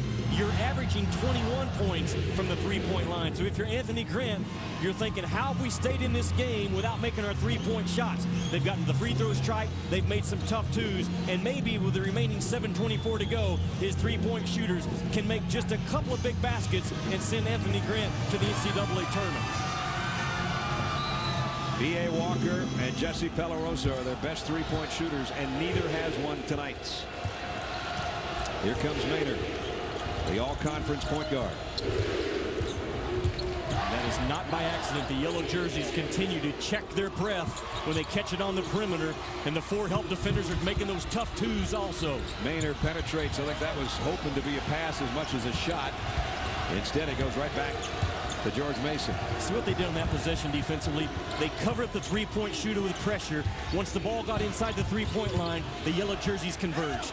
On the low block, running out of real estate was Thomas, but they work it back around the perimeter. We're under 7 minutes. Slow the carriage down if you're George Mason carrying Cinderella the next 6.5 minutes. Foul on Will Famini as we get a Sports Center 30 at 30. Here's Reese. All right, Brad, Dwayne Wade is going to put off surgery, going to try rehab on that injured shoulder. It will be reevaluated in 2 to 3 weeks to determine whether the Heat star can return. North Carolina star Tyler Hansbrough expected to give it a go in the ACC tournament. Probably have to wear a mask to protect his broken nose suffered against Duke yesterday. Next Sports Center around 11 Eastern, ESPN News always. Vaughn scores on one end. Famini's got 13 now as he scores on the other end. And the lead remains where it was when Reese brought you that update. 2-point ball game. George Mason 47-45. And we're approaching 6 minutes. Vaughn on the drive. Rebound. Who's going to get it? Maynor tracks it down in the corner. Rams have a chance to tie or lead. They've had one lead in this second half. That at 41-40. Anthony Grant's got Calvin Rowland set to check back in. He knows that he's been his hoss inside in this second half. Maynor on the drive up and under. Tie game. Great job by Maynor to come off of that high ball screen with a purpose. He got his shoulders low and went all the way to the rim. And now Maynor with the steal. It was a double team on Grant that carried the day. And VCU leads as Pelarosa tips it in.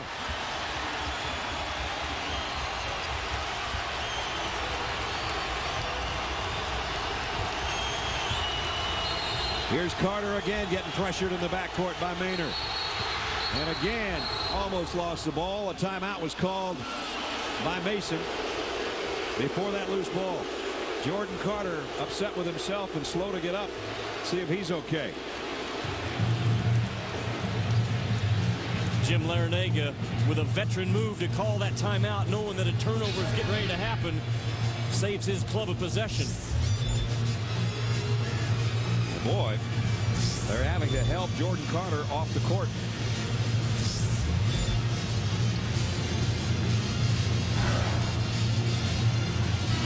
That would be damaging if he can't go the remaining 5-11 of this ball game.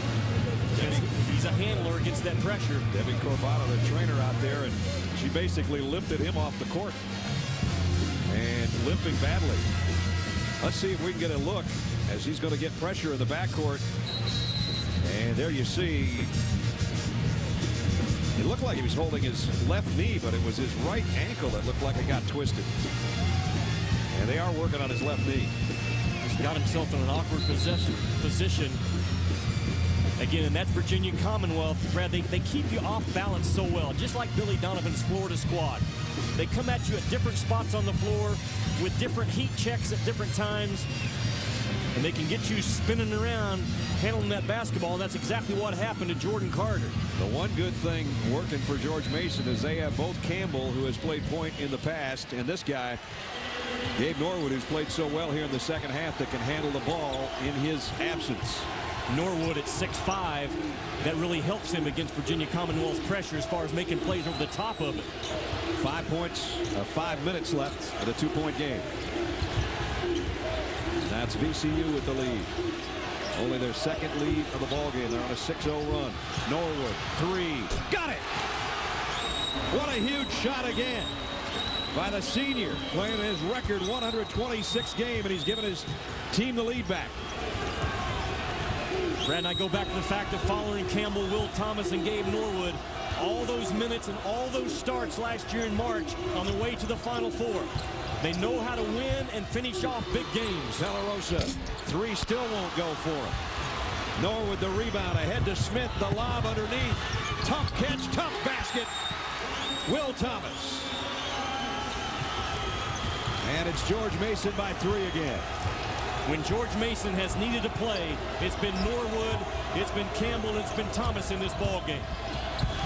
Maynor, a little bit out of control, rolling with a follow, and he's going to the free throw line. Gabe Norwood has got 2 huge three-pointers, 8 points for the game. Part of a 5-point barrage in 28 seconds for George Mason.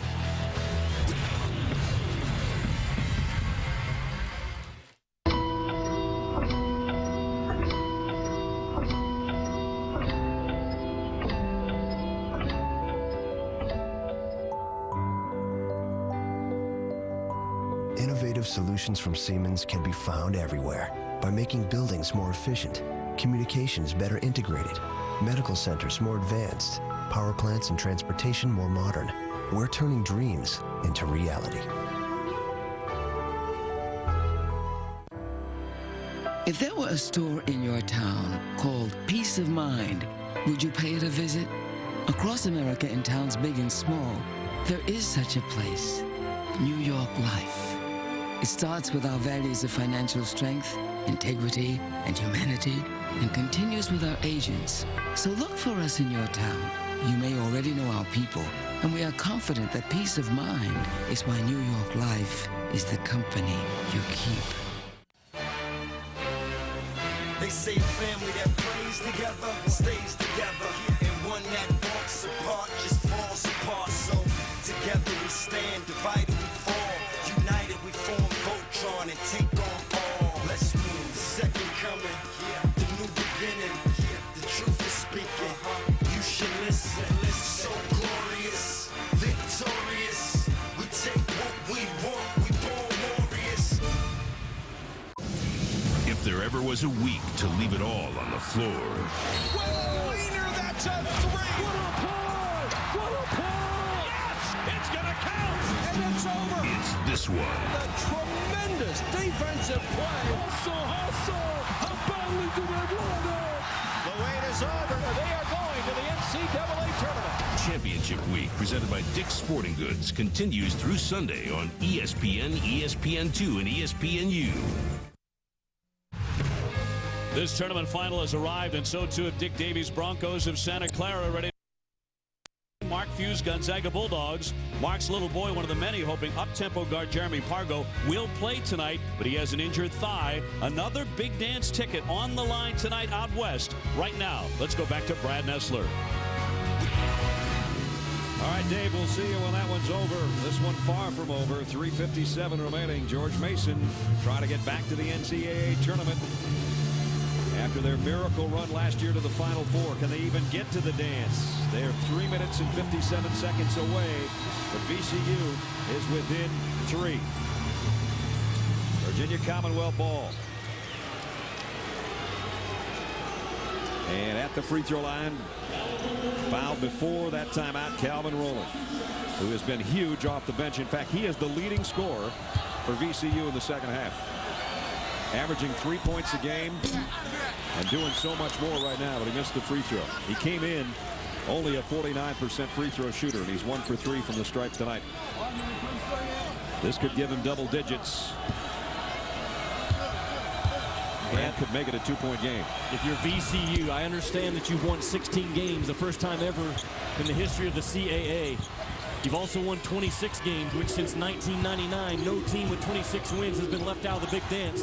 But if you're the team in white, you can't leave it to guesswork right now. You better finish this ball game. Nobody at this point wants to leave anything to chance, no matter how many you've won, no matter how good you think you are. And now Virginia Commonwealth's got it back with a chance to tie again.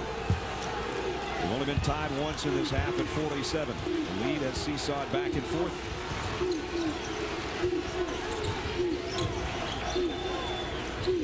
Walker's been quiet. He's only got 6 points tonight. And the defenders on the ball continue to get up above the three-point line. The guys off the ball continue to suck in below the three-point line. Great blend and great balance in their defense. Famini gives it up to Rowland. Got the shot and one. Having the game of his life when his team needs it the most. 6'10" senior Calvin Rowland. He's a roll guy, and his role tonight has been make tough plays and come in with some size. And again, what a success story out of number 30 in white. He's a grad student. He has had injuries over his career. Again, he lived in his junior college locker room because he could not afford the housing at the time. His family was going through some tough times. What has he done with those circumstances? He's got 12 points in the championship game. He's a CAA all-academic first-team guy, making the most of life's opportunities is Calvin Rowland. Beautiful young man. Season high of a dozen.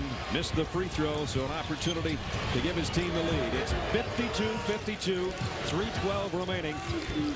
CAA title on the line. Trip to the NCAA tournament on the line. Brad Nessler and Jimmy Dykes from Richmond. About 11,000 on hand tonight to watch this one. The hometown team is VCU. George Mason from Fairfax, Virginia, trying to go back, and a power slam by Thomas. And a chance for a three-point play. What a play by Thomas. Triggered by Fowler and Campbell, and a touch pass down low from, just a beautiful job. Monroe got it to him. And Will Thomas. Chance for his 10th point, and he's got it. Did you see Monroe when he got that ball? He played it like a point guard, the big fella did in the middle of that defense. He knew where he was going for it, but if we ever touched it, playing the game one pass ahead. Mason by 3, and we're under 3. The tension and the drama starting to build. George Mason can see the glass slippers in sight. They're trying to slip their feet back into him one more time. There's a slip and a steal by Campbell, and he's going to be fouled by Famini before he got to the rack. Brad, in March, it's not always easy to guess what's going to play out, but this is Jimmy D's alchemy. My formula for looking at what's going to happen maybe down the road over the next 3 or 4 weeks. Last year at this time, UCLA, Florida, LSU, George Mason, that's where they were ranked. George Mason was not even receiving any votes. And I'm going to show you where those teams are this week at the same time, and the possibilities of what some teams can do and surprise you in that Final Four maybe.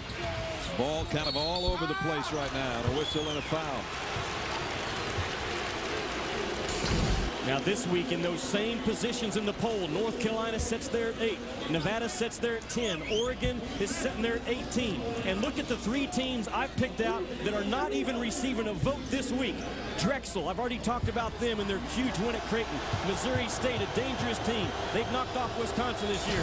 Georgia Tech out of the ACC. They've proven they can play with anyone. Those are 3 teams not even receiving votes that very well could be at George Mason this year. You've explained all those teams that could get in. Now you should explain alchemy to the rest of our fans out there as Fowler Campbell's at the free throw line. Hey, when you're from Johnson, Arkansas, like I am, and you learn a new word, a big word like that, a fancy word, you use fancy words as much as you can. That means a formula for projecting what might happen. Thank you.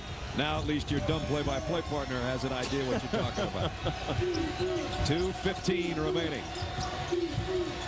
Maynor has it rejected by Norwood. Kept alive, though, on the baseline. Walker from 15. Didn't get the roll. Rebound, Norwood. 2 minutes left. Mason by 5. Steal. Maynor. Trying to draw contact. Got it and one.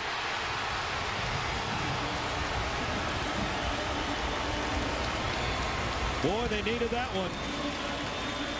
And Brad, the most inexperienced guy right there, Dre Smith, junior college ball last year, now trying to get his team to the NCAA tournament, makes the careless turnover. He gets going too fast, he gets loose with a basketball, and Maynor rips and runs the other direction.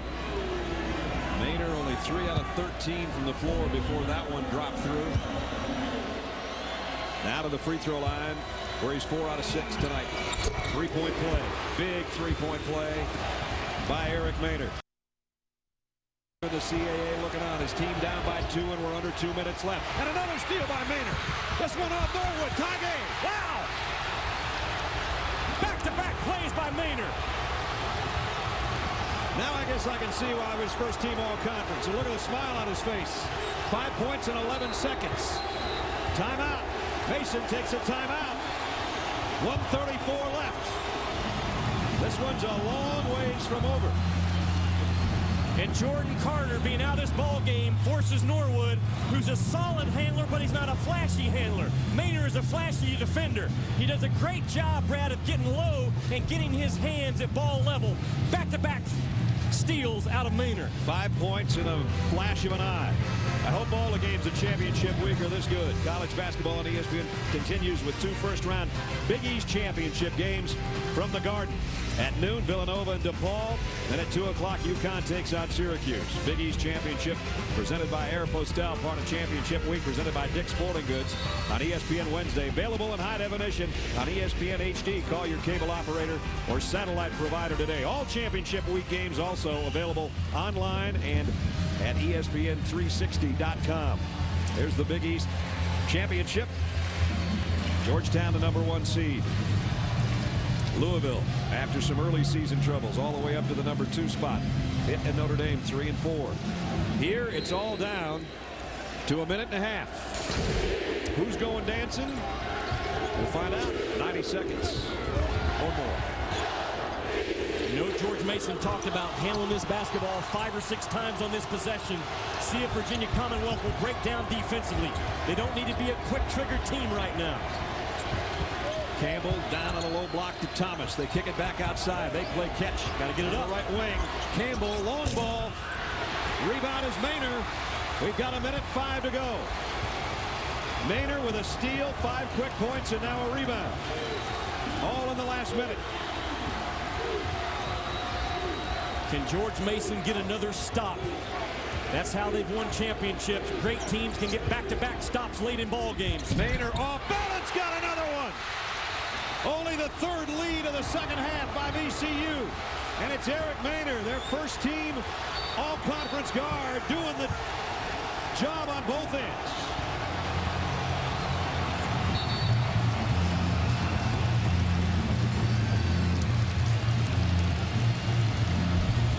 Eric Maynor has single-handedly, Brad, turned this ball game around, first as a defender, and then again a guy that knows how to get his body into the defender's body. That time the whistle doesn't go in his favor, but he makes a tough 2 at the most difficult time in the ball game. 7 points in the last 1:05 out of Eric Maynor. Again, they got loose with the basketball in front of Maynor. He rips and runs to the other end to cut a 5-point lead to 3. Then again, Norwood gets loose with it. Maynor gets those quick hands at ball level and cuts the lead even more. And he comes right back with a tough 2. And again, I talked about all game long, the strength of Virginia Commonwealth is their guard play from the 3-point line. Interesting, their guard play defensively and making tough 2s is what has them with a 2-point lead right now. Eric Maynor had foul trouble yesterday in the semifinal game, the win over Drexel. Didn't play a lot of the first half because of the foul trouble, only ended up with 5 points, 4 rebounds, and 3 assists. He has taken over the game in the last 65 seconds. He has 18 points, and he has his team in front for only the 3rd time in the second half. With 40 seconds remaining, 59-57. VCU playing here, their home city of Richmond, in the capital of the state, and this would be a capital comeback if they find a way to win this game. They were down by as many as 7 in the second half. And George Mason has to win this ball game to get into the big dance, trying to slip into those Cinderella slippers one more time. Virginia Commonwealth with 26 wins. No team since 1999 has been left out of the tournament with 26 wins, but they can erase all those questions with 36 seconds to go if they hold on. 7 straight points has given them the lead. And now it's Campbell rejected. Whoa, and I mean rejected. I wouldn't want to be sitting on the baseline on that block shot by Famini. They run a clear out for Campbell, and Famini is a secondary defender. Just erases it. 30 seconds left in another timeout. Famini, who led this team in block shots, 7th in the conference in block shots, and he sent that one right into somebody's face about 4 rows down on the baseline. And then no timeouts left for George Mason. You got to keep an eye on that now. Bringing the ball in bounds. They're forced now to make sure they can get it in. Virginia Commonwealth, a school record 26 wins, 16-2 in regular season play. No team's ever won that many in the regular season. There's their RPI, their schedule strength. And obviously some of their wins were over the teams that are pretty good teams in their own conference. Losses to Xavier and Bradley. This one, obviously, if they win, they're in. If they don't win, are they still in at 26-7? We're about to find out in the next 30 seconds. Now, there's 30.5 remaining on the game clock. There's 20 seconds remaining on the shot clock. So there's a 10-second difference. It's all coming down to this, at least in regulation. George Mason has to get the ball in right now. I know that's a simple statement, but with no timeouts, they've got to make sure not only did they talk about how we're going to score, but make darn sure we can get it in. That's priority number 1 right now. And don't call a timeout or you'll have a technical. There you get it in with ease. Again, 10 seconds. You see the shot clock in the left corner. Game clock by the score. Smith missed a 3. Rebound is Maynor. And an intentional foul on Monroe.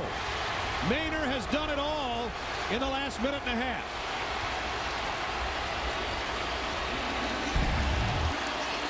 Great job by Maynor as a guard to go inside and come up with the I just want the rebound more than you do play.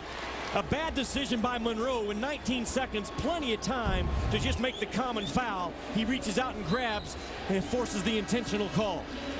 Poor decision by Monroe. I don't know if there's a person in the whole building that's sitting no matter who you're cheering for. Everybody standing with 19 seconds remaining. George Mason in their last 5 possessions went 0 for 3 from the floor and had 2 key turnovers. And Jim Larinaga is still coaching him up over there, saying to Daryl Monroe, you didn't have to make it so obvious because it could be one right here by Eric Maynor. And he talked that one in. You know he's tired. He's played a lot of minutes. Anthony Grant, the Florida former assistant who's now the head coach for VCU, has said that Eric Maynor at that free throw stripe is a Florida quality guard. Eric Maynor showed us that Florida quality guard stuff the last 2 minutes of this ball game, the most important 2 minutes of the ball game. He can have 20 points here and does. He's got the last 9 points. Now he's cheerleading down in the end zone. It's a 2-possession game with 19 seconds left. And it's VCU's ball. It's going to take a miracle now for George Mason. Down 4 without the basketball. Get it into Walker, and Walker's foul immediately. So now B.A. Walker, who's an 86% free throw shooter, will get to trot up to the charity stripe. And this could just about ice it if he hits these free throws. George Mason led by as many as 5 here recently. 57-52 was their last lead. But VCU has scored 9 straight points, and it's been all the same guy, Eric Maynor. B.A. Walker, his backcourt mate, can join him in the score column here in the final minute from the free throw line, and does. And again, think how Virginia Commonwealth looks like they're going to win this game. The strength of this ball club is their three-point shooting, averaging 21 points a game from the three-point line. Tonight, George Mason took their strength away, but Virginia Commonwealth finds a way to win. That's a sign of a championship team when your strength is not at full strength. And now it looks to be almost over. 17 seconds remaining. Smith gets it in. Now Smith on the run. They're going to double team him. Norwood. They need points and they need him in a hurry. They don't need a turnover. Norwood pull up jumper, and he got it. He's had a big game, but that's going to be too little and too late, it appears. 8 seconds remaining. Inbound, and a foul by Smith. And Walker goes back to the stripe. Virginia Commonwealth is 16-22 from the free throw line. They're the number 2 free throw shooting team in this conference. And it looks like they're about to take the dream away from George Mason for the second year in a row from the stripe.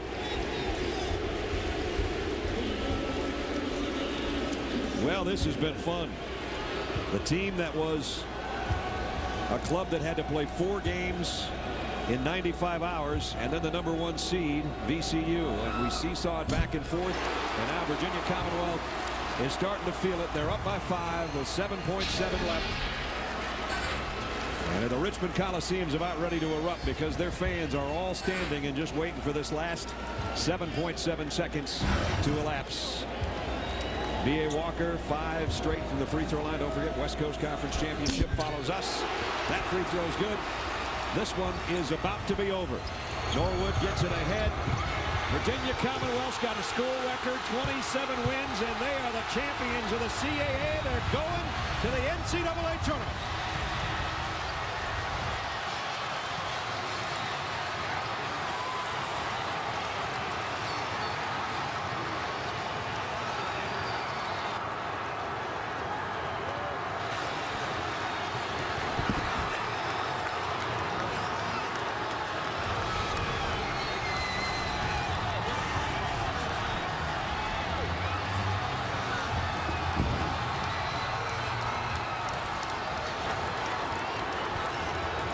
The feel-good story and the hometown team. And boy, they both played their hearts out tonight.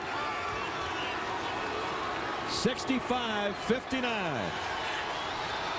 VCU a winner.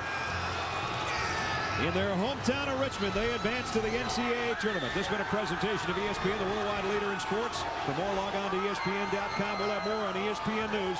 Let's head back to the studio. All right, Brad, Jimmy, thrilling finish. VCU on its way to the dance.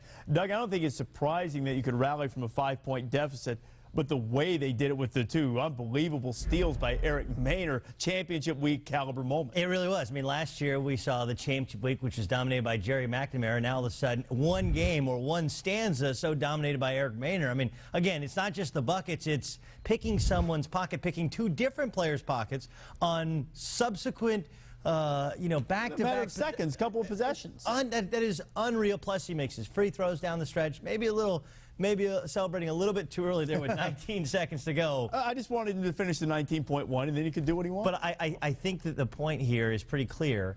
George Mason clearly missed their point guard. And when you don't have quality point guard play and another team has a veteran guy who does a great job, also has over 200 assists on the year, a very solid player, type of guy who's going to help you in the NCAA tournament, I think the big key here was 2 teams were very, very similar.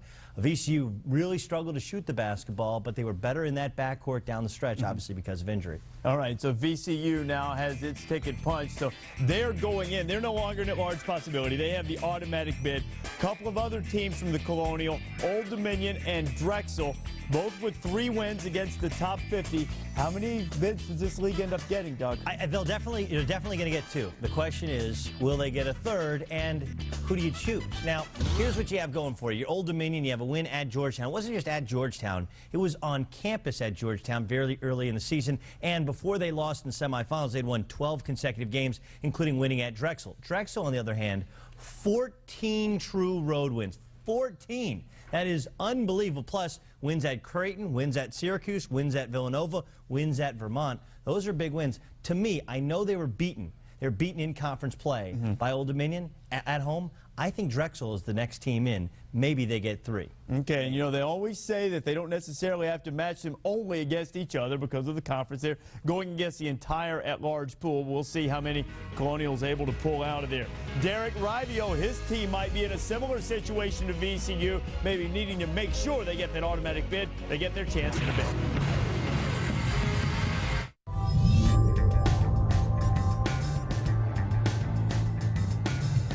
The world is advancing, faster and faster. Are you in or out? Introducing the all-new 7-passenger Acura MDX. Technology takes it to a whole new place. Acura. Advance. Major League Baseball 2K7. With signature style and a completely redesigned pure baseball game engine and a whole new ball game. Major League Baseball 2K7 from 2K Sports. Rated E for everyone. Before we start, there's no sense in communicating what it's about. If there's a guy in this room that doesn't have an idea, then we've got a real problem. You guys have busted your all year, just hoping that you don't want to cut it short, that you want a little more. If you want a little more, I think it goes back to what we talked about the other night, the little things.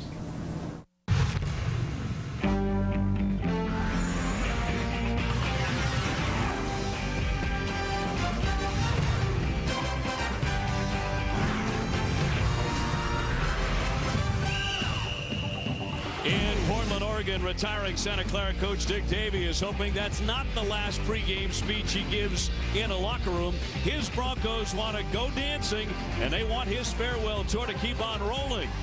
It's championship week, presented by Dick's Sporting Goods, and tonight it's the West Coast Conference title game between Santa Clara and Gonzaga. The winner gets an automatic bid to the NCAA tournament. Nobody here is surprised by the matchup. These two schools finished the conference season ranked 1 and 2, both expected to meet tonight. They split their two meetings this winter. Welcome to Portland, everybody. Great to have you along. I'm Dave O'Brien, my partner, Coach Rick Majerus. Rick, it's about tempo, and more tempo. How important is that word in determining who wins tonight? Well, it's the pace car versus the race car. And the pace car can win if Santa Clara can apply the brakes to Gonzaga's fast break. Let's get right to Star Wars now, presented by American Century. A lot of Gonzaga's tempo dictated by Jeremy Pargo, but a thigh contusion is hampering him tonight. Big John Bryant, a force for Santa Clara. Bryant, the double-wide space heater, has to put it down with his feathery soft touch. Jeremy Pargo is at the controls when the Zags break. Gets to the rack in the half court and must create havoc defensively with ball pressure. Let's get to the lineups now. Zaga's Derek Ribio, a Co-West Conference Player of the Year. He averages 18 points per game. Now, Santa Clara's Sean Dennison, a 6'11 senior, shared that honor with Ribio. Scott Doherty could be the X factor tonight, though. He burned Gonzaga for 23 when the Broncos won at Spokane this season. The good sign for Gonzaga is Pargo is on the court. He has a pretty serious thigh contusion on that left thigh, suffered last night. He took a knee. It's all taped up. In fact, he's wearing a football wrap on it, but he is ready to go for the Bulldogs. When your older brother plays in the NBA, you've gotten a lot of thigh bruises over the years. Pargo, I think, is going to be fine. Well, Mark Few told us right before the game, he said he thoroughly expects him to play a lot. He said he's one of our toughest kids. Santa Clara opens up with the ball, and it's up high to Dennison, the 6'11 senior. Inside to Bryant, trying for the quick strike, but he couldn't get the layup to go in. Well executed play, and they added a new wrinkle in the interim period between their end of the season, regular season, this conference tournament. Boy, Kuso also got an excellent look. Here's Bolin, the freshman, misfiring with the fadeaway. Mallon keeps it alive, but Dennison tears it right out of his hands. We expect a pretty physical tussle here underneath the basket tonight. All the Zags have collectively picked up a gang rebound mentality with Heifeld's absence. Doherty handing off to the point guard, Ang Lee. We saw him with some terrific plays down the stretch last night against St. Mary's. Again, Bryant can't connect. Nice save by Kuso.